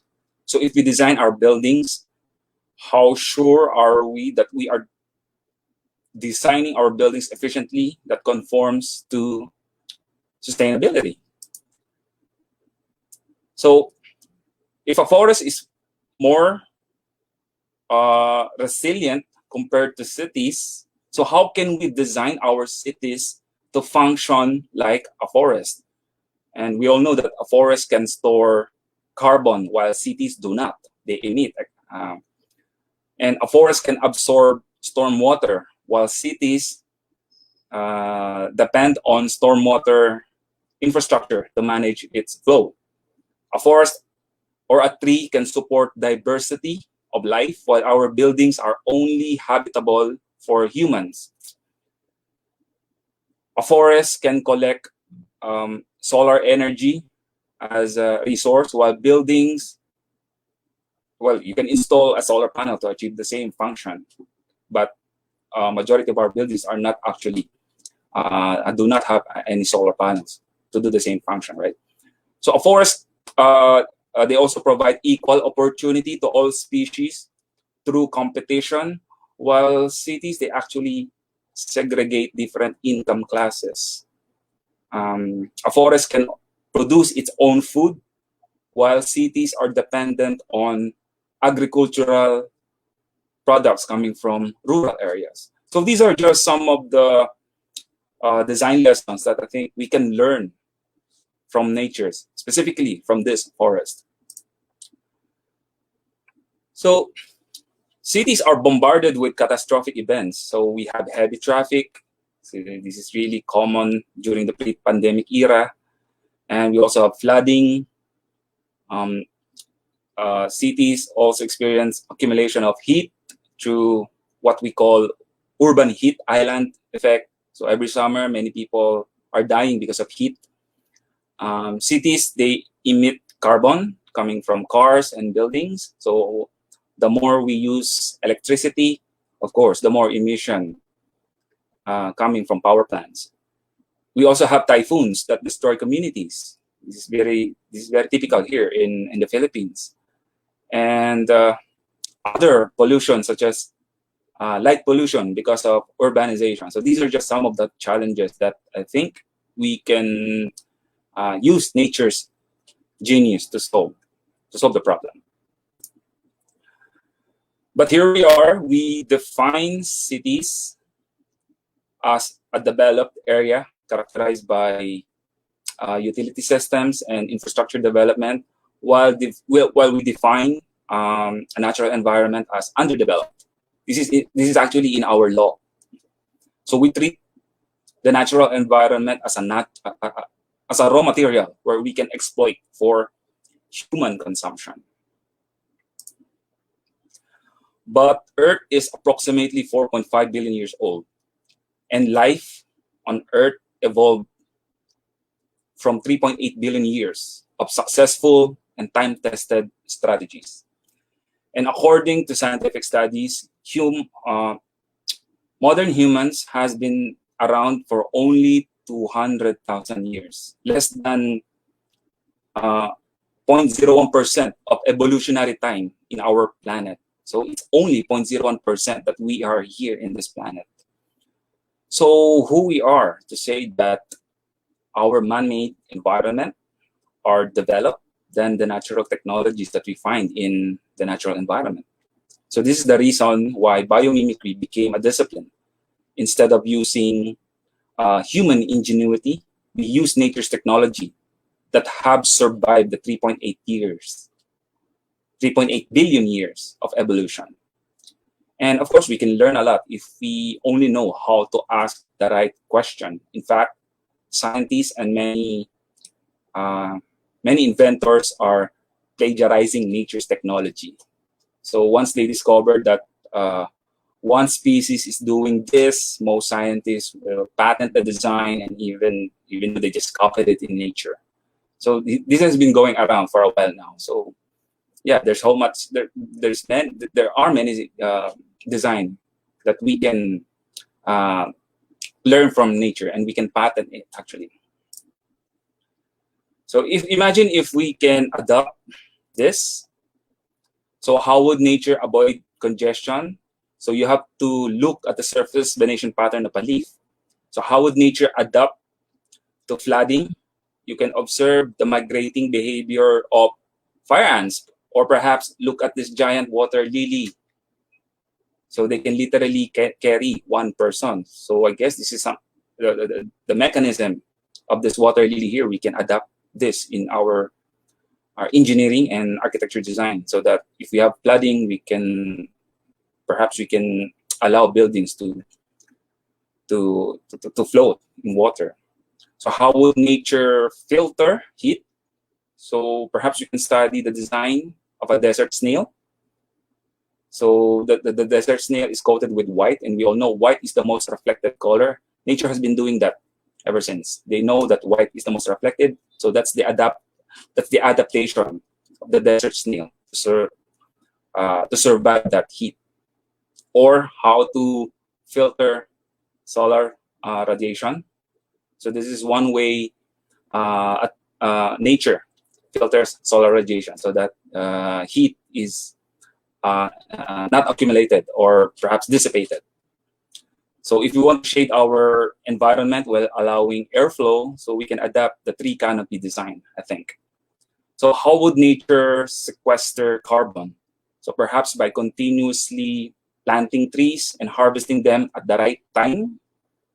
So we can have wood as a raw material while sequestering carbon. The same function that we can observe in the natural environment where nature burns forests to allow renewal of that forest so that more carbon can be sequestered. And how would nature adapt to typhoons?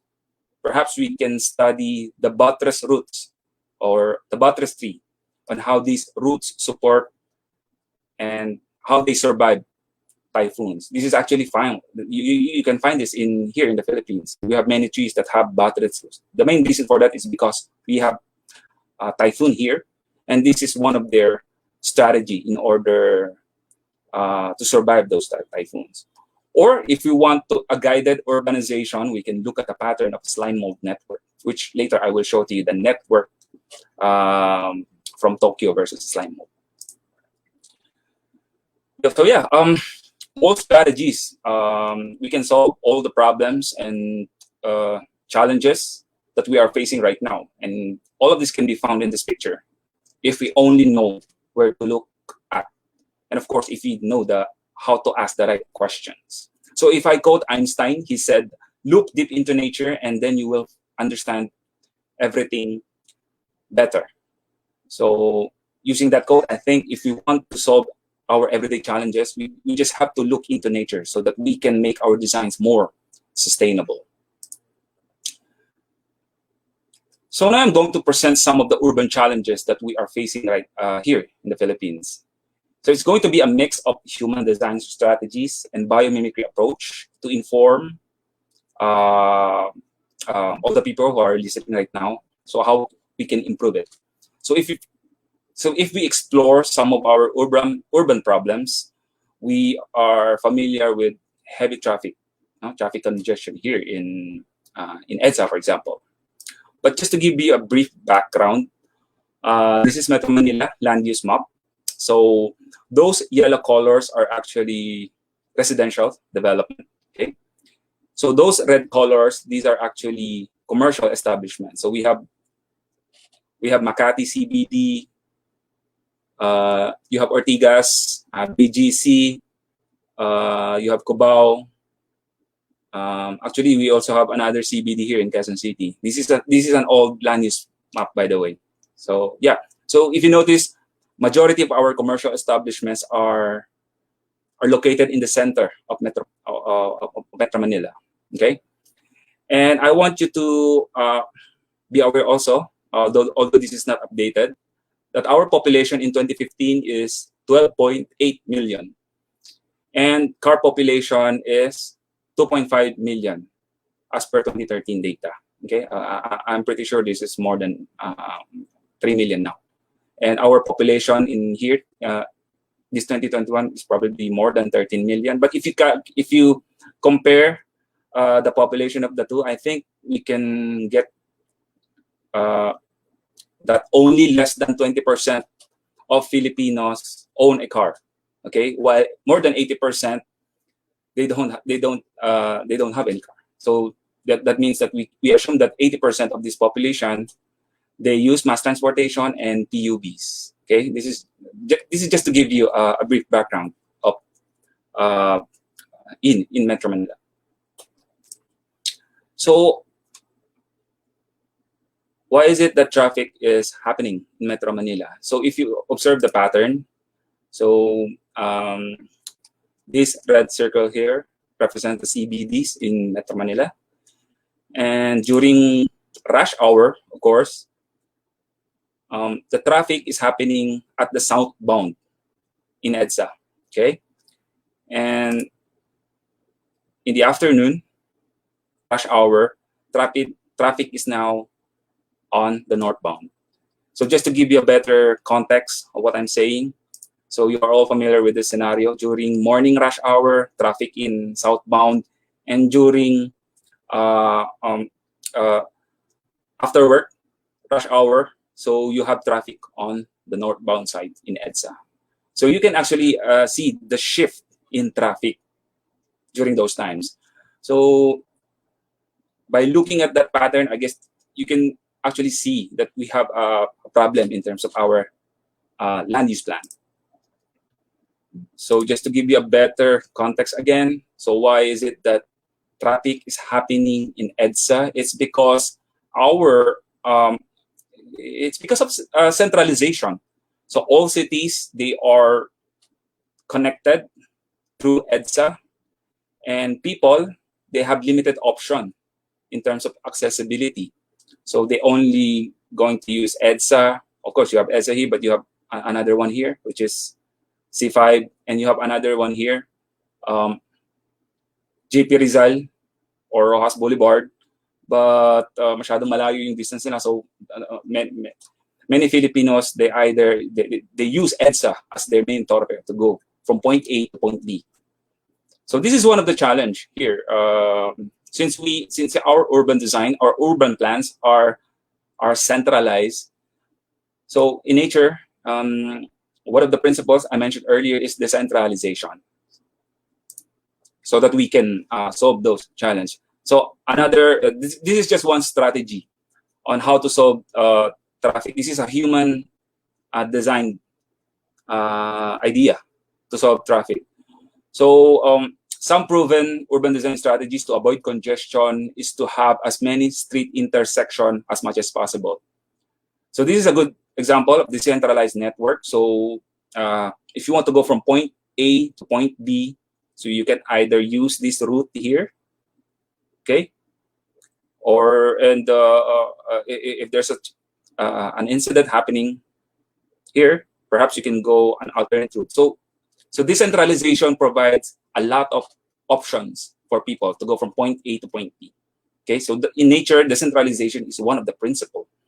So if I give you an example on how nature solve that congestion, typically you can see this example here.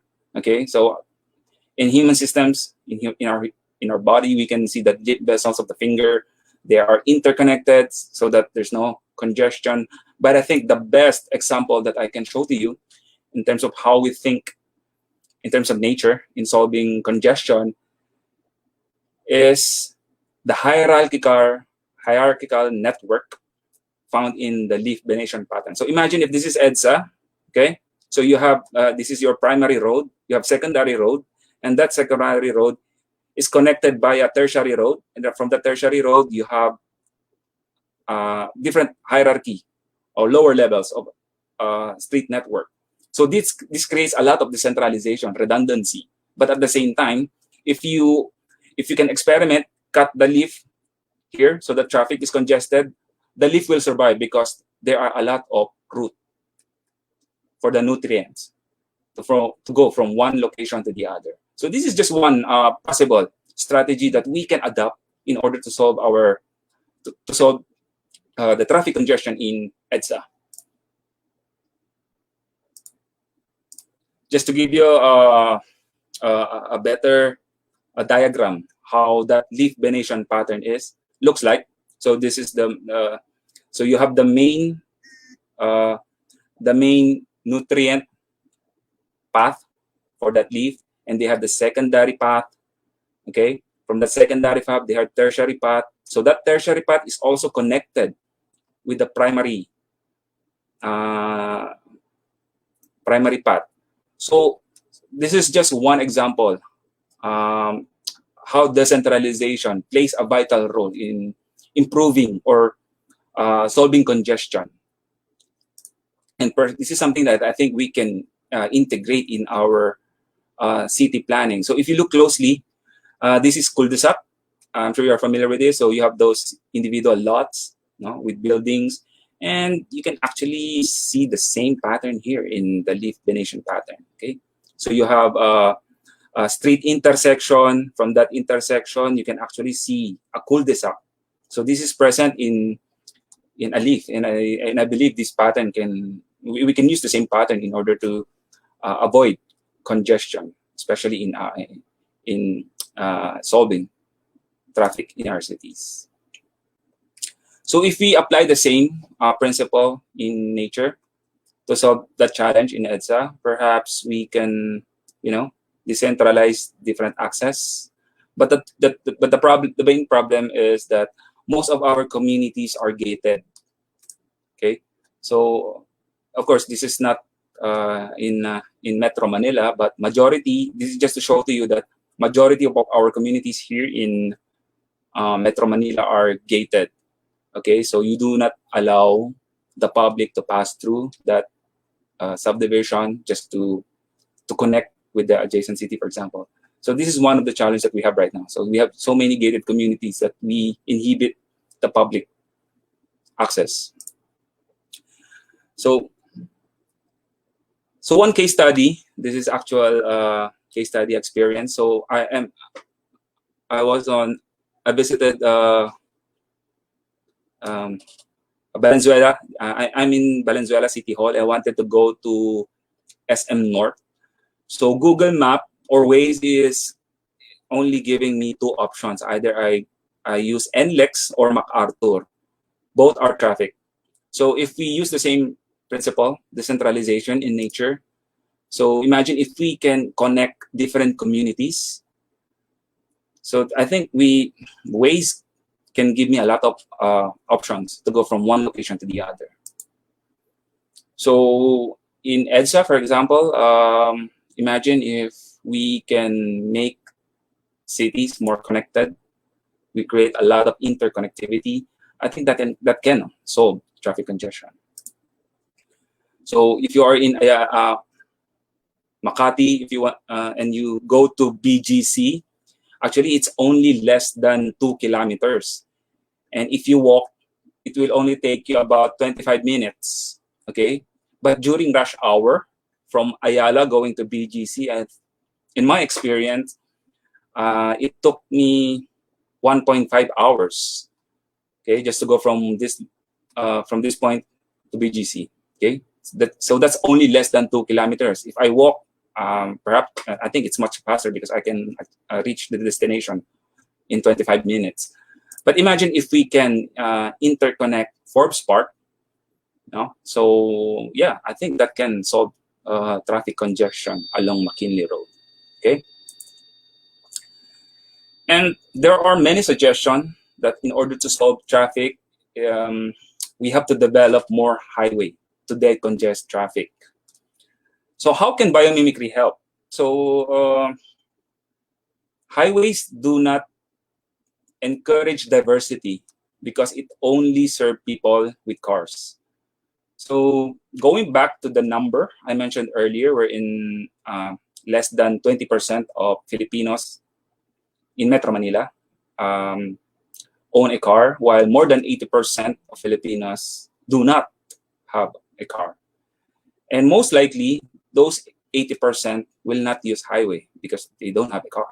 So that's one issue, I think. We need to make our mobility more diversified. So if we want to adopt the same principle from nature, so nature tells us that we have to make our streets, road, or highway more diversified in order to make our mobility, I think, more comfortable to Filipinos. Another problem about highway development is that it actually divides communities. For example, if you can see in this picture, if you want to go from point A to point B, let's say this is your house and your parents lived here. Without highway, you can actually go from this location to this location. I think this is within 2 minutes. You can reach this destination. But with the presence of this highway, it's obviously you have to use highway or your car in order to go to visit one location to the other. Okay, I'm not saying that highway is bad, but highway is important if you want to go from one region to another region.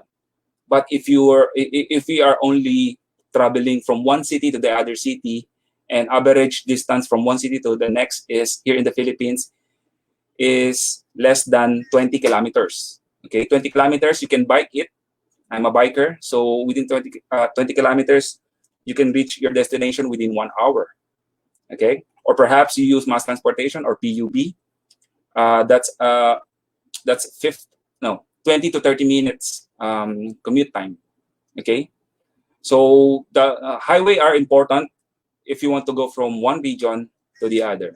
Okay, so we don't in urban planning we don't use highway to go from one city to the other, especially if you just want to buy something in a grocery or supermarket. So using a highway um, in reaching our destination here in Metro Manila is something that is not really sustainable. And in fact, if we develop more highways that can encourage more people to use their cars, and of course they are encouraged to buy more, I think.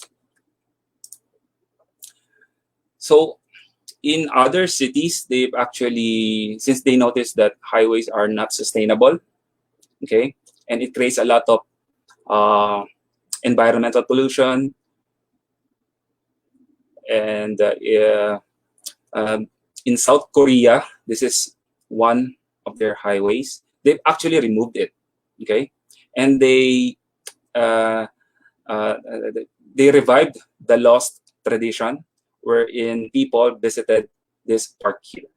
So with the removal of that highway, actually the economy of the community boost, okay, and the health and well-being of those people living around are also increased, which also means that if they have good health and well-being, they are more productive, and if people are more productive, we know that they can generate more income opportunity for the country.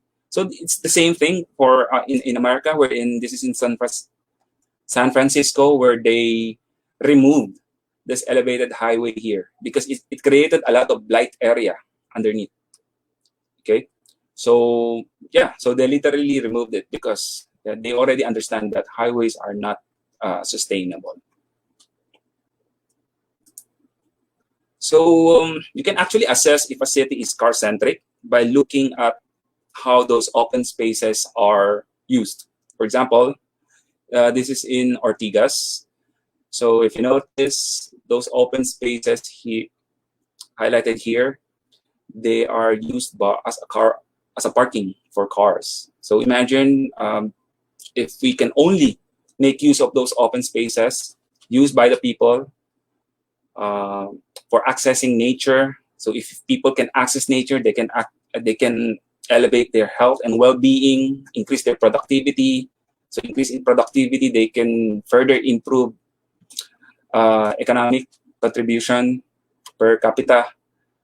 And so yeah, so I think this is just one of the problems that we have here in Metro Manila. Since we are a car-centric city, most of our open spaces are dedicated to automobile. And if you assess retail establishment and what's their priority in mobility, so yeah, so most of them, they would welcome cars. So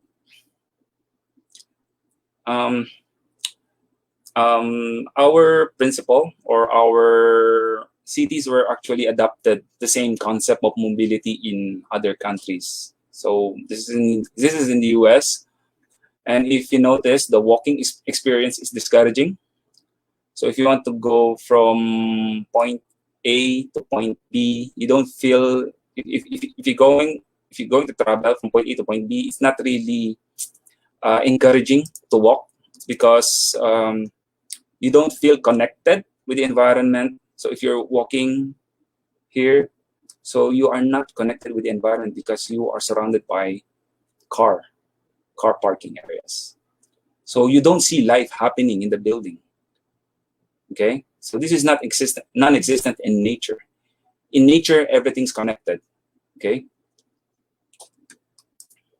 so in our local context, actually we can see the same pattern wherein most of our sidewalks and frontages, they are very welcoming for cars, and the sidewalks are actually non-existent. So although we have the sidewalk here, but you can barely see a space where people can walk. So these are just some of the issues that we have here in the Philippines.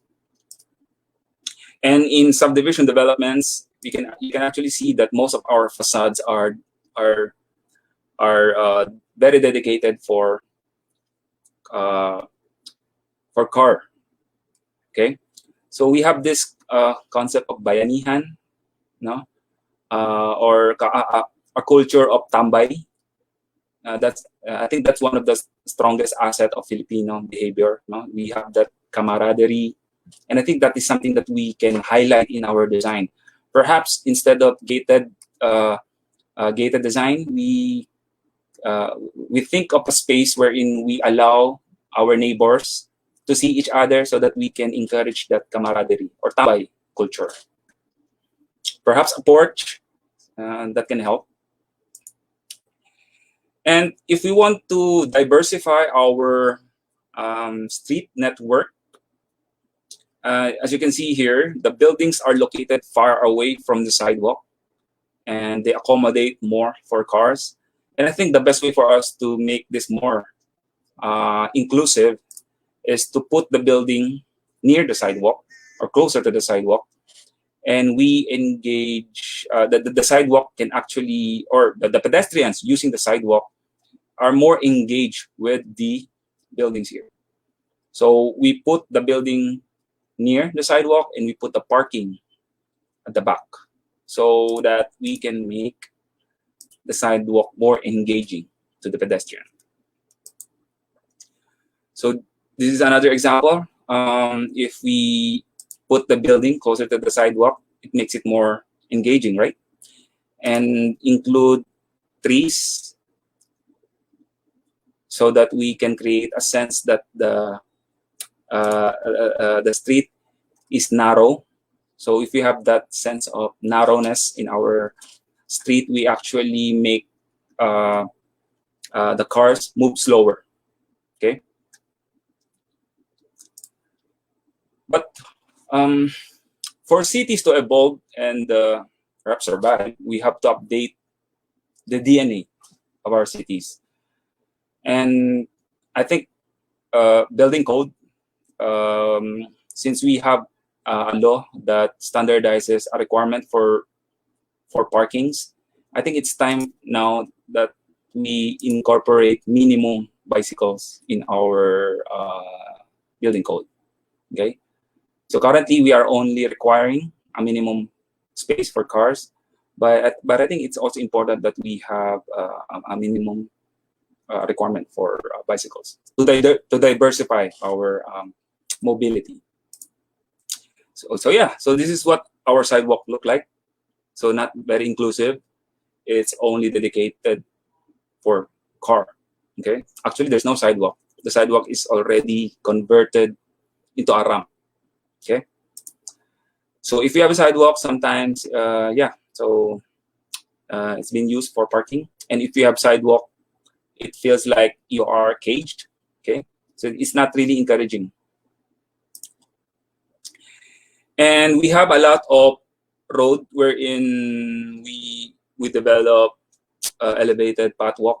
Okay, so less than 20 meters, we still require the sidewalk to use the overpass. No, so I think that's not really encouraging for the pedestrians. So most of the time they will violate the law. It's because 20 meters is not is much efficient for pedestrians instead of going up. And to make our street more inclusive, I think a beautifully a well-designed pedestrian lane can encourage not only the people to use the street, and can also send a signal to the drivers that a street also belongs to the pedestrian. Okay, so diversifying our street, we allow also PWDs, senior people to cross the street. Yeah, so this is another case here in the Philippines, wherein you have an elevated pathwalk, but I think most Filipinos will use this pedestrian lane here.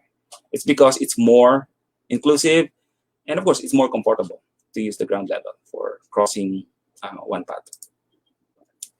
So yeah, so we are we have a lot of infrastructure that encourages people to use the elevated pathwalk. And I think that also sends a signal for the drivers that the street belongs to them. So I guess it's time for us to change that perspective, wherein if our road is less than or 20 meters, I think we have to create an infrastructure that creates a safer environment for the pedestrian to cross one location to the other. And if you have that elevated padwalk, yeah, it's really not convenient. So we have here, this is in Commonwealth. And we are also training our children to use properly those infrastructure, which is really, I think this is good, but I think we also need to teach our children that the road we have to prioritize the pedestrian when we use our roads. So that is why in Makati, we try to create a concept wherein instead of people crossing, use the elevated pathwalk or going underground, it has to be the cars that should adjust to the situation.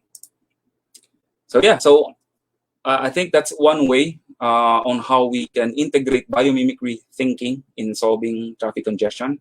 So now, this is we have two challenges here. We have urban heat island and stormwater. So the following slides, I'm going to focus on the strategies that work on both. For example, in history, we all know that Metro Manila is a forest, and one of the nature's way of absorbing heat and stormwater is through green and vegetation. But unfortunately, here in Metro Manila, we only have small patches of green spaces. So we have La Mesa Eco Park. We have small patches of green spaces here. So this is, I think this is airport. Okay, so these are just the remaining green space here in Metro Manila. So to mitigate those challenge, of course, if we can only provide the same number of trees in Metro Manila, that will definitely solve urban heat and stormwater. But the problem is we cannot do that now because we have so many structures, buildings, and we have less open space. But I think we can incorporate the same strategy if we can only put intensive green roof in our structure, plus provide diversified species of trees along our roads. So that way, we mitigate urban heat island. We also absorb stormwater at the same time. When people have access to nature, you also improve their health and well-being, which then increase productivity and provide more economic opportunity for the city. And if you look in our skyline, it's actually disrupted. Actually, in urban planning, we call this bungi-bungi, no? So, but if you look into nature, they do not have that pattern.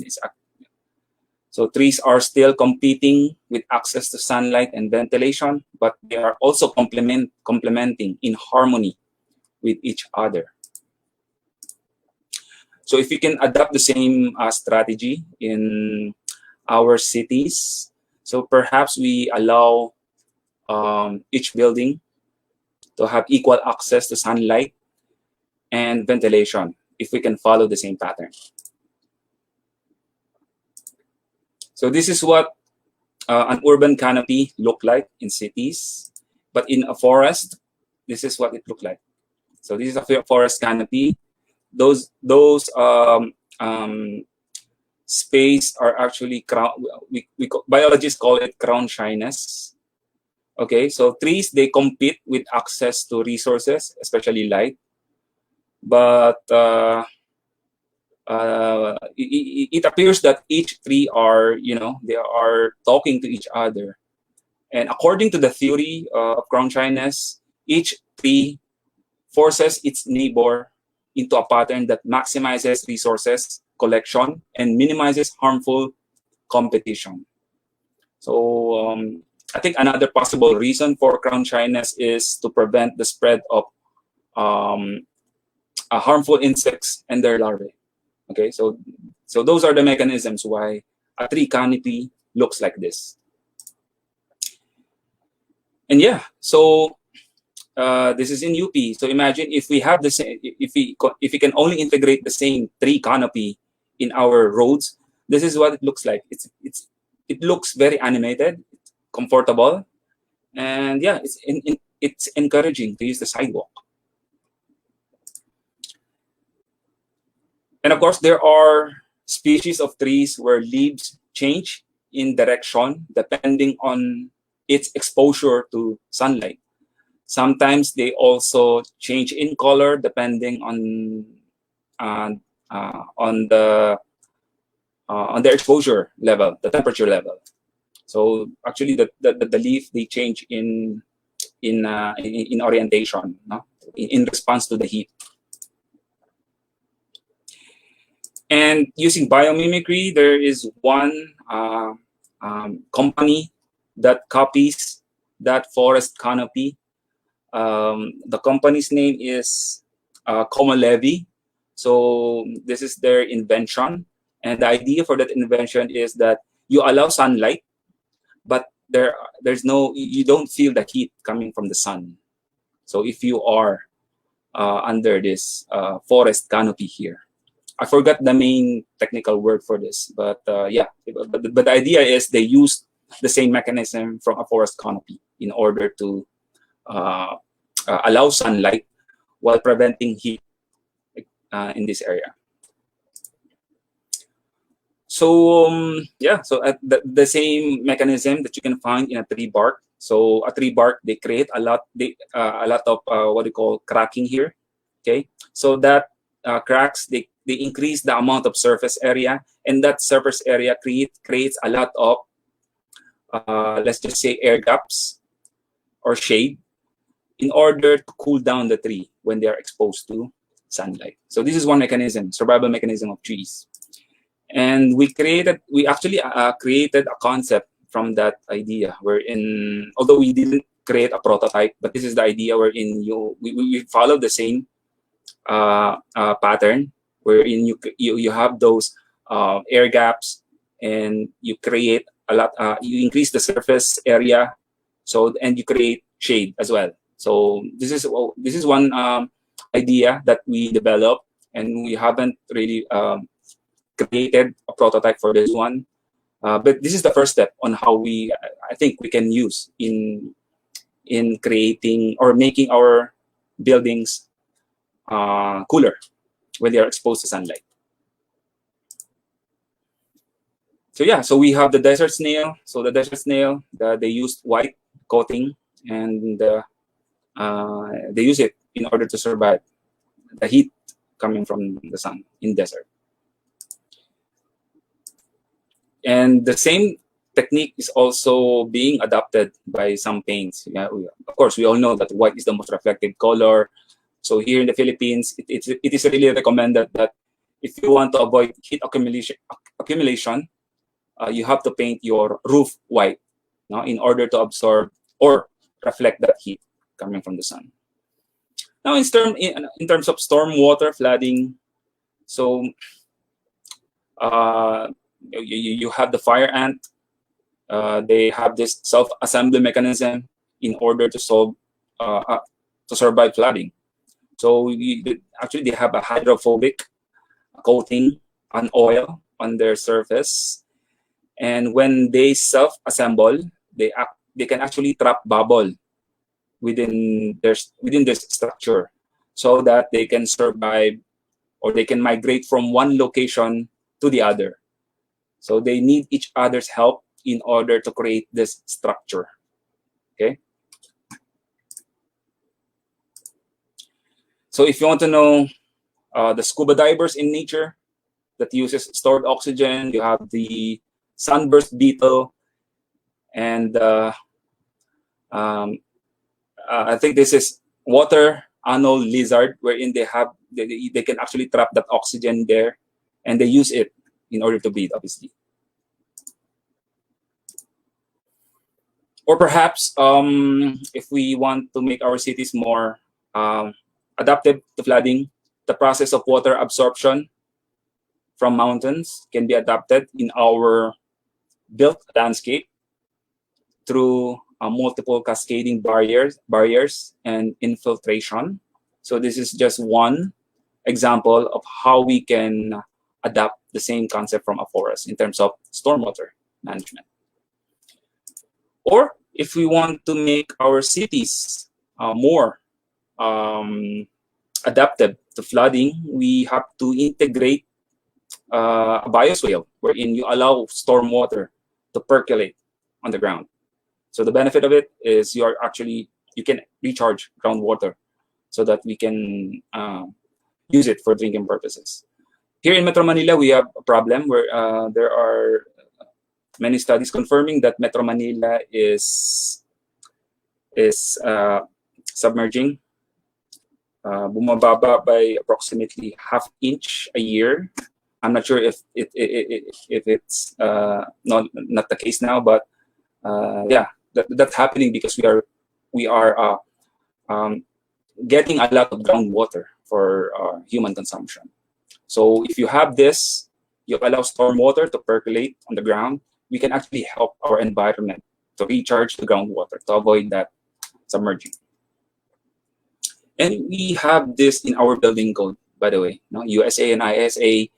So imagine if we can integrate the same idea wherein a parcel of our land has a space wherein you allow stormwater to percolate on the ground. That's one way for us to manage our stormwater flooding. And yeah, so giant water lily, they float and they can actually carry one person. And I think there are many engineering designs, architecture buildings that are trying to imitate the same mechanism. Okay, so we call this the amphibious house. So the idea comes from water lily. Of course, there are many components underneath that water lily that supports that floating mechanism. It's something that we can integrate underneath our structure in order for buildings to float during flooding. So these are some of the human design strategies that we can integrate in our cities. So we have, again, this is the water bioswale. So we have a rainwater harvesting. If you have a lot of space, you can create a constructed wetland wherein you can support habitat for other species, or you can integrate green roof so that we can absorb stormwater, or perhaps an urban garden somewhere wherein you can produce your own food. So yeah, so those are just some of the strategies, a combination of human design and biomimicry thinking in order to solve stormwater management. And another problem that we have is carbon emission. So for millions of years, we have our planet have absorbed all this carbon, okay, in the form of fossil fuel, and today we are actually releasing them back to the atmosphere, which contributed a lot in our in climate change. But in nature, they actually absorb and get that carbon in order to create structure, such as the coral. So those polyps, they are actually made out of carbon. Specifically, these are calcium carbonate structure.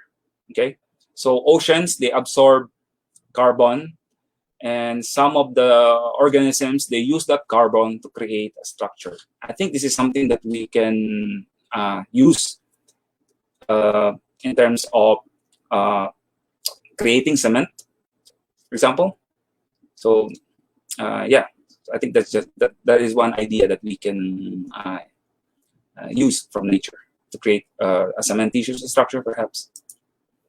So yeah, so if you want to make our buildings more energy efficient, so with less carbon emission, we have to make sure that our buildings are oriented accordingly in response to sunlight. Okay, and as much as possible, building surfaces should have minimum access or exposure to sunlight in order to avoid heat accumulation inside the building. Okay, so one way for us to do that is, yeah, we can use different simulation models, and so that we can reduce solar exposure.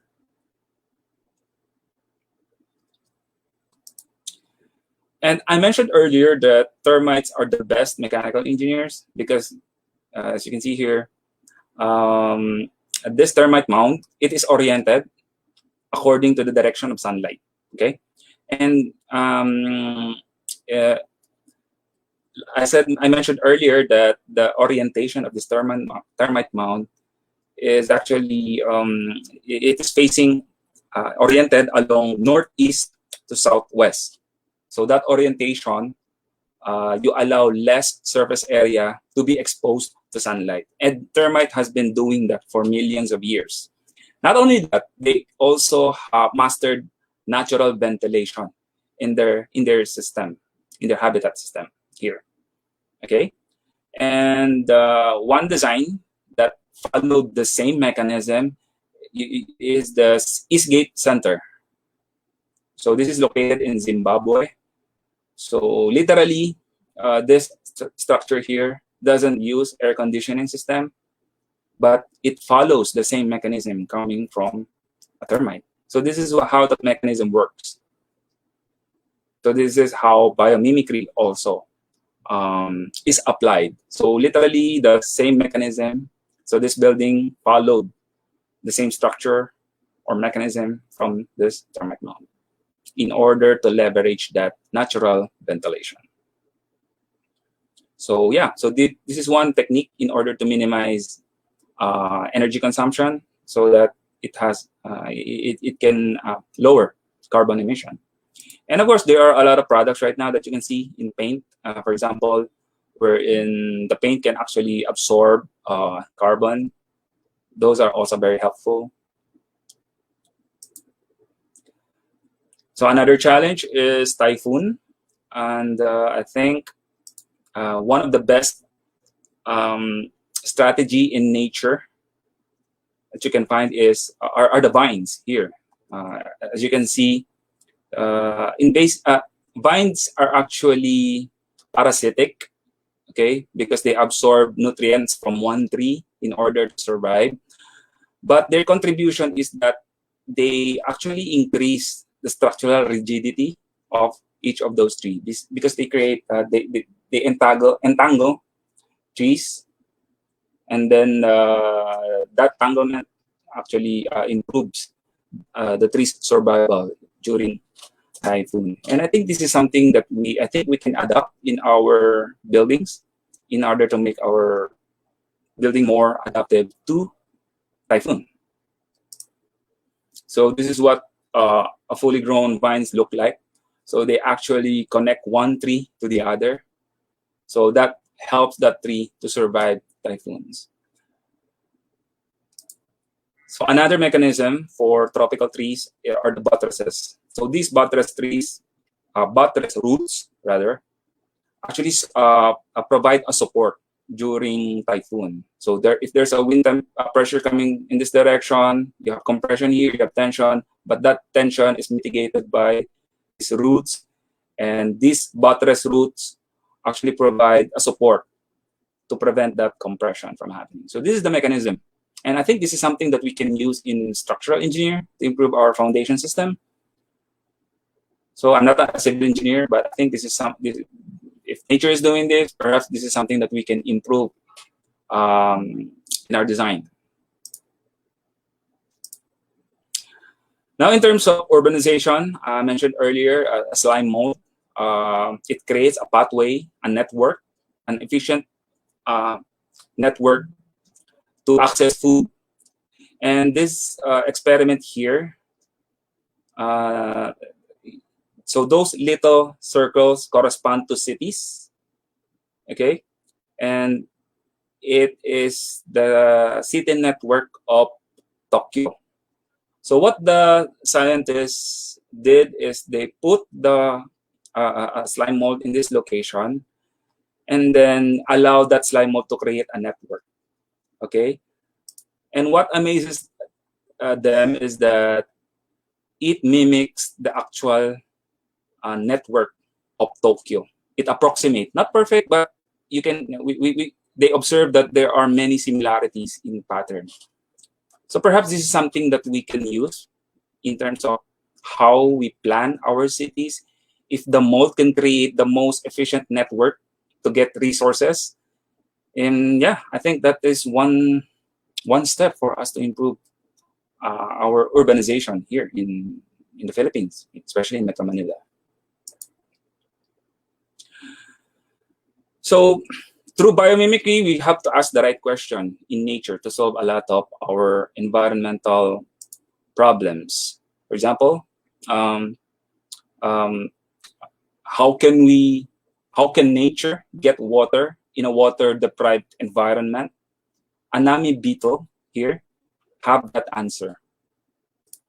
Or in terms of color, providing color, how the iridescent color here from peacock uses only light to capture the varying wavelengths from the sun. No, so it doesn't use any pigment or any chemicals. So we actually call this structural coloring. So there are microscopic structure that absorbs certain wavelength. So that wavelength is trapped. So that wavelength produces those color. I should say here. Or how would nature form as a response to weather? So these ants have the answer. How would nature repel water on surface? So this is one example, okay? And actually this is one of the example wherein the scientists patented the design. So water repellent surfaces, self-cleaning surfaces. And how nature help one another to succeed. I think we can learn a lot about ants' behavior in terms of how they help each other in times of need. And yeah, so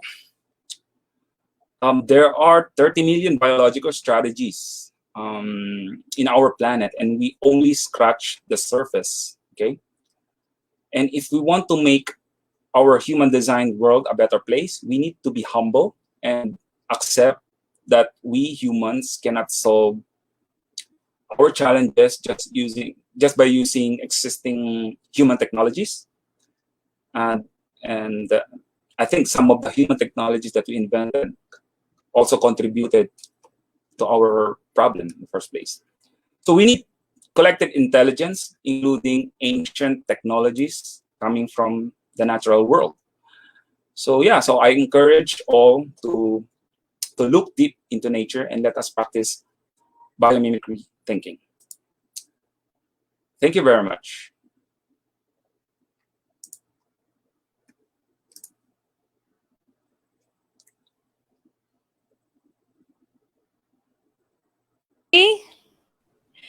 Thank you, Louis. That was definitely fascinating, entertaining. I was taking so many pictures of your slides.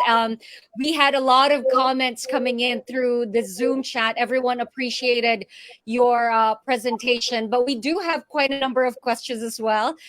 Louis, do you need to have a drink of water, or are you good to go with the questions?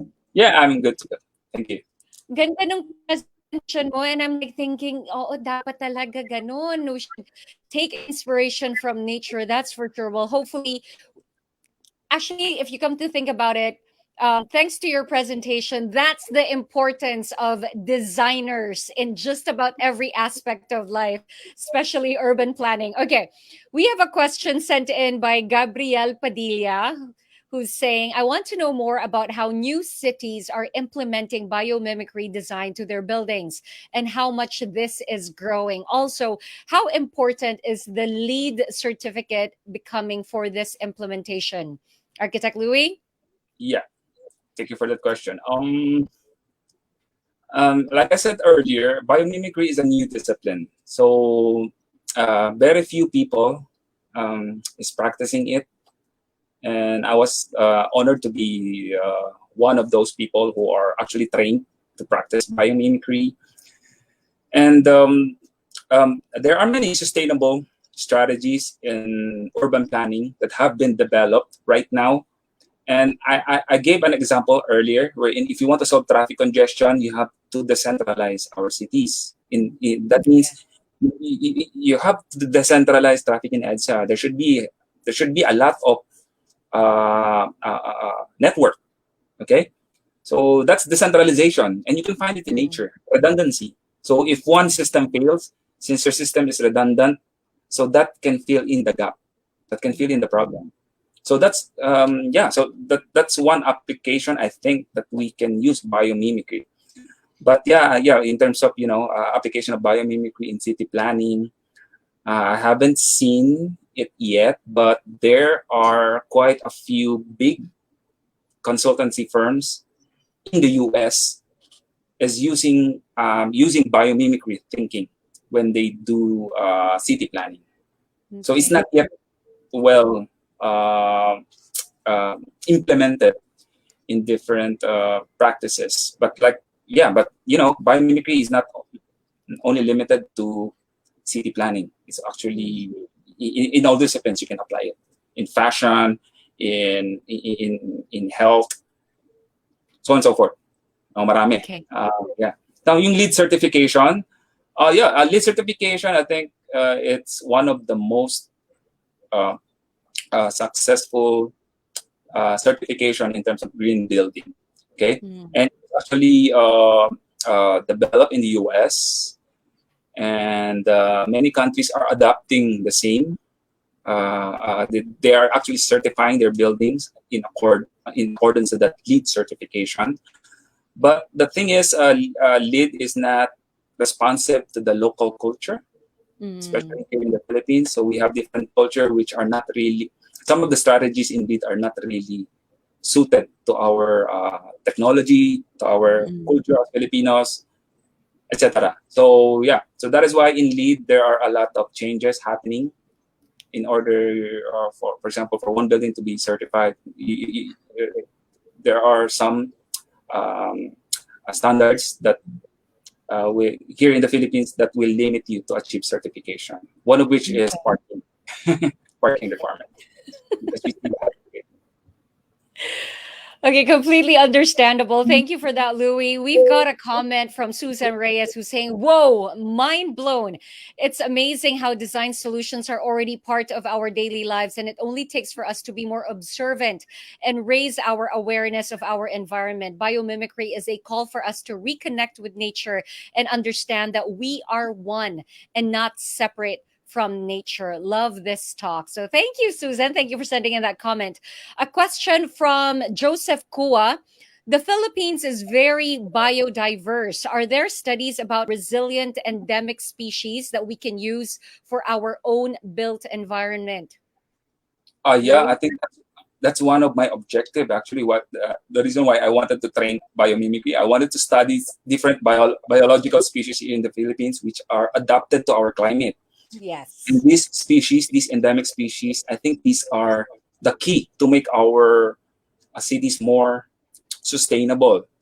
Because earlier I just showed to you different species, but those are from different biomes. No, those are from different countries. So Yes. what are the local species here that we can learn their adaptation? This is something that this is one of my objectives, to learn from the biologists, okay, and learn from this species their adaptive mechanism on how to survive environmental stresses, okay, such as typhoon, for example. Yeah, that is why one of the steps in order to in biomimicry is we have to include different discipline, and biologists is one of them. If we can include biologists in the design table, they can share a lot of ideas coming from nature. And this is actually one of our processes when we do our design. We try to consult with the biologists, and I ask the biologists, what do you think is the best solution for us to solve flooding in the Philippines? So they gave us the local species, and then so we can do a lot of research using those endemic species, and that's one of my objectives, actually. You know what, Louis? We can feel your passion in this, and if biomimicry is not seeing the growth it should have right now here in the Philippines, I'm pretty sure with all the work that you do and all of the presentations like the one we just had, I'm pretty sure soon enough people will really embrace biomimicry a whole lot more. Another one sent in by Joseph Kua still. Can we make an infographic about how the gated communities, whose residents usually have more cars than needed, hinder the traffic flow and cause so much traffic woes? Can we quote what you said about highways? And then he goes on to say, highways dividing communities. You know, when you were talking about decentralization and how gated communities are contributing to the traffic, I was also thinking maybe that's the reason why a lot of people try and get the stickers for the different gated communities so that they Yeah. are out of EDSA, diba? That's their solution. So that's from one location to the other. Oh, In the short. exactly. That's their form of decentralization, getting those stickers. Louis, what's your answer to Joseph's questions? Yeah. Highways, they're one of. I'm not saying that highways are not important. Okay, we need highway to go from one region to the other. I mentioned earlier. But if we have highways, if we use highways just to go from one city to the other, Yeah. so I think that's unsustainable, because we encourage more people to use their cars just to go from one city to the other. Like I mentioned earlier, please correct me if I'm wrong, the average distance between one city to the other is only 20 kilometers. And 20 kilometers, you can use your bike and you can reach that destination within 1 hour, because I'm a biker myself. So 16 kilometers, that's only 40 to 45 minutes in my case. But of course, not all people can can use bicycles. We have we have the children, we have senior people. They cannot use bicycles, but their alternative is to use public utility vehicle or mass transportation. So that should be our way of thinking. And if we use biomimicry, diversity is one of the principles that we can find in nature.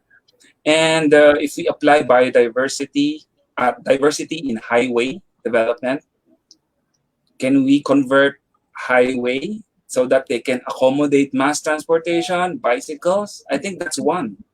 Okay. Yeah. Thank more you. Yeah. Leah Cecilia Sampson says, wow, amazing. Goes to show that we can never go wrong when we base our designs on nature. Leo Oaper or Osper says, we also need more bike lanes and pocket gardens. He agrees with you on that. Mirthan Magno says, perhaps a good solution also is to help drivers drive cautiously or slow down the pedestrian. It's to put humps right before it, to slow down before pedestrian lanes, is to put humps before it. But if we were to take you on that suggestion, Mirthan, I hope those humps are gentle humps. Kasi ibang klase yung mga humps natin. Talagang, woohoo! Ramdam mo siya. Yeah, or we create a bollard. Pardon? We create a bollard so that people will literally slow down. The cars will slow down. So yeah, I think that's one of the strategies being adopted in other countries. So in order to slow down traffic, you create a bollard, okay, before approaching the pedestrian. All right. I hope we employ that in our country as well.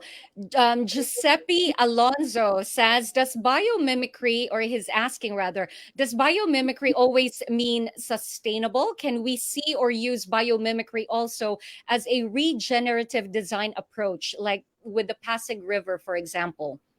Yeah, biomimicry is considered sustainable. And if you want to practice or regenerate, for example, Pasig River, we have to know its history first. Okay.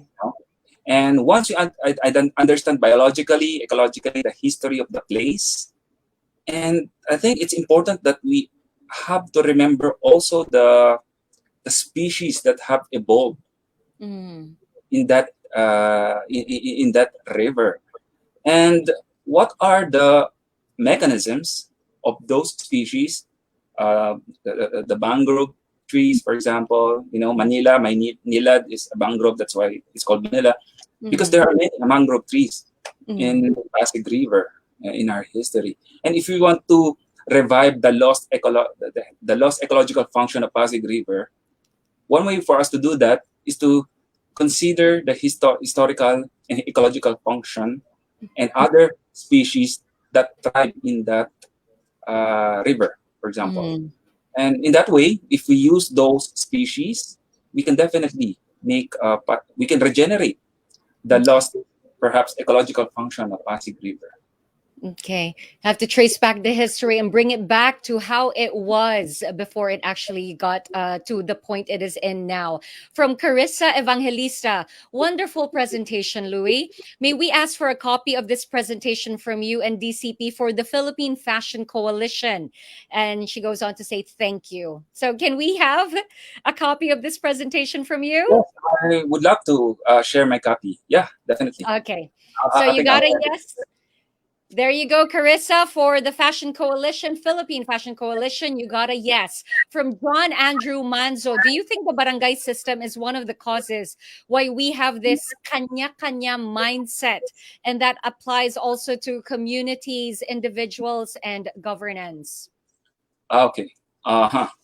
Medyo malalim yun. Yeah. But in relation to biomimicry, I mentioned earlier that nature practices bottom-up approach. Okay, but in nature, it works both ways. You have top-down approach and you have bottom-up approach. This means that in governance, if I would apply biomimicry thinking in governance, I think it's important that there should be a support coming from the top, perhaps a policy, as a blueprint, wherein those at the bottom organization can create an adaptation to follow that policy, but that policy is locally adapted to their situation. Okay, because we cannot say that you have to provide a tax incentive for this for all cities, but it really depends on what are the conditions of that city. And I think in terms of barangay, since they are considered the bottom in the organization, they should follow the policy from the top, but they also should create an adaptation an adaptive process of policy that responds to the context of their locality. So because different barangays have different problems. Yes. Okay. So you follow the same policy coming from the top, but you try to design a policy that really captures the context of your what do you call it? Your boundary, something like that. Okay. Louis, we are down to one more question. What would you suggest, like a simple way, an individual, just every single person watching us right now who will come across this webinar in the future, what can that individual do at home, in school, or at the office to advance regenerative solutions and to actually practice biomimicry, to employ biomimicry in their lives? What's your suggestion? Yeah. I think my suggestion first is we have to be humble. We have to start accepting that our current thinking in solving different challenges, we cannot solve it using our collective intelligence, using existing technologies in order to solve, for example, climate change. So we need to have coordination, collaboration with each other as human species. But we need to collaborate with nature as well. We need to collaborate with the butterfly on how to produce food in our cities. We need collaboration from earthworm because they can definitely help make our soil more adapted to growing crops. So I think in terms of applying biomimicry in how to be regenerative, we just have to follow the principles I mentioned earlier. So there are 24 principles. Actually, I only focus on 6. Yeah. So I only focus on 6 because that's the it's less technical, so very understandable, But there are 24 principles in nature that we can integrate in our everyday decision making. Okay, so that can be applicable to different disciplines. And if you are a lawyer, yeah, that you can use the same principle. Yeah, in fact, there are biomimic who are also trained as a lawyer, and they actually created an innovative policy based on nature's genius alone. Mm. Mhm. Thank you very much, Louis. He talked about, there are 24 ways. He had time to mention 6. In case you missed those 6, lucky for you, I take down notes. Adapt to changing conditions, be resource efficient, be locally attuned and responsive, integrate development with growth, use life-friendly chemistry, and evolve to survive. That's just 6 that Louis presented earlier. Louis, thank you so much for an amazing, mesmerizing, enchanting, I might say, enchanting presentation. But before we let you go, can we just pose for a photo op? Yeah. Okay. Best smiles. Ay, talagang ang daming clicks. Dapat may may Korean heart. That's Korean heart. Thank you so much, Thank Louis. you very much. Thank you. Where can our viewers find you? Any website or social media accounts? Yeah, I have Facebook, Louis A. Gunn, specifically what's written on the here. And I also have a Facebook page, LA Gunn Associates. And you can also reach me through my website, www.laganassociates.com. Thank you very much. Virtual applause, please. Send him love over in the comment section, whether on Zoom or on Facebook. That is Louis Gunn, ladies and gentlemen. Bravo. Thank you very much for your presentation. Thank you, Louis. All right. Wow. Wasn't that fascinating? I already started searching for more biomimicry designs and everything with regards to biomimicry. And you got to hear all about it. Maybe the first time today, all thanks to the event that we have. This is the IDC. This is day 2 of the International Design Conference. Hope you're having a good time. You can still register for these sessions that you've enjoyed and the ones that we have set for this afternoon. Exactly what's coming your way, I will let you know in just a bit. The link for registration is posted on our Facebook page and it is flashed on screen right now. Scan to register for the International Design Conference 2021, day 2. Make sure that you do that. We would love to hear from you. That's also how we can get in touch with you, okay? Just a reminder, please do answer our feedback form as well. This will serve as your confirmation to get your certificate. So you have to register and then send us your feedback so you can get your certificate. Scan the QR to access the feedback form and let us know if you encounter any problems, okay? It's always about QR codes now. If you're still busy writing down websites, you don't need to do that anymore. Sometimes it's just the QR code. And with that, we conclude the morning session of Design Futures. The future is now. We will be taking a break, but check back in with us again later for the afternoon session. We have keynote presentations from Kim Manino of WGSN for Design Futures. That's the virtual shift. We've got Indy Johar of Dark Matter Labs to talk about futuristic strategies and design leadership. And to end day 2, we have Rex Lore of UNDP Accelerator Labs Philippines to highlight the importance of collaboration. If you noticed, from the very first talk down to Louis, everyone's been mentioning collaboration. It's not just collaboration and coordination with human folks, but as it turns out, based on Louis' presentation, it is also with nature. All right, it is going to be an interesting afternoon, but let's enjoy that break, rest up, and I'll see you all again later. Again, my name is Jelly Victor. Good afternoon.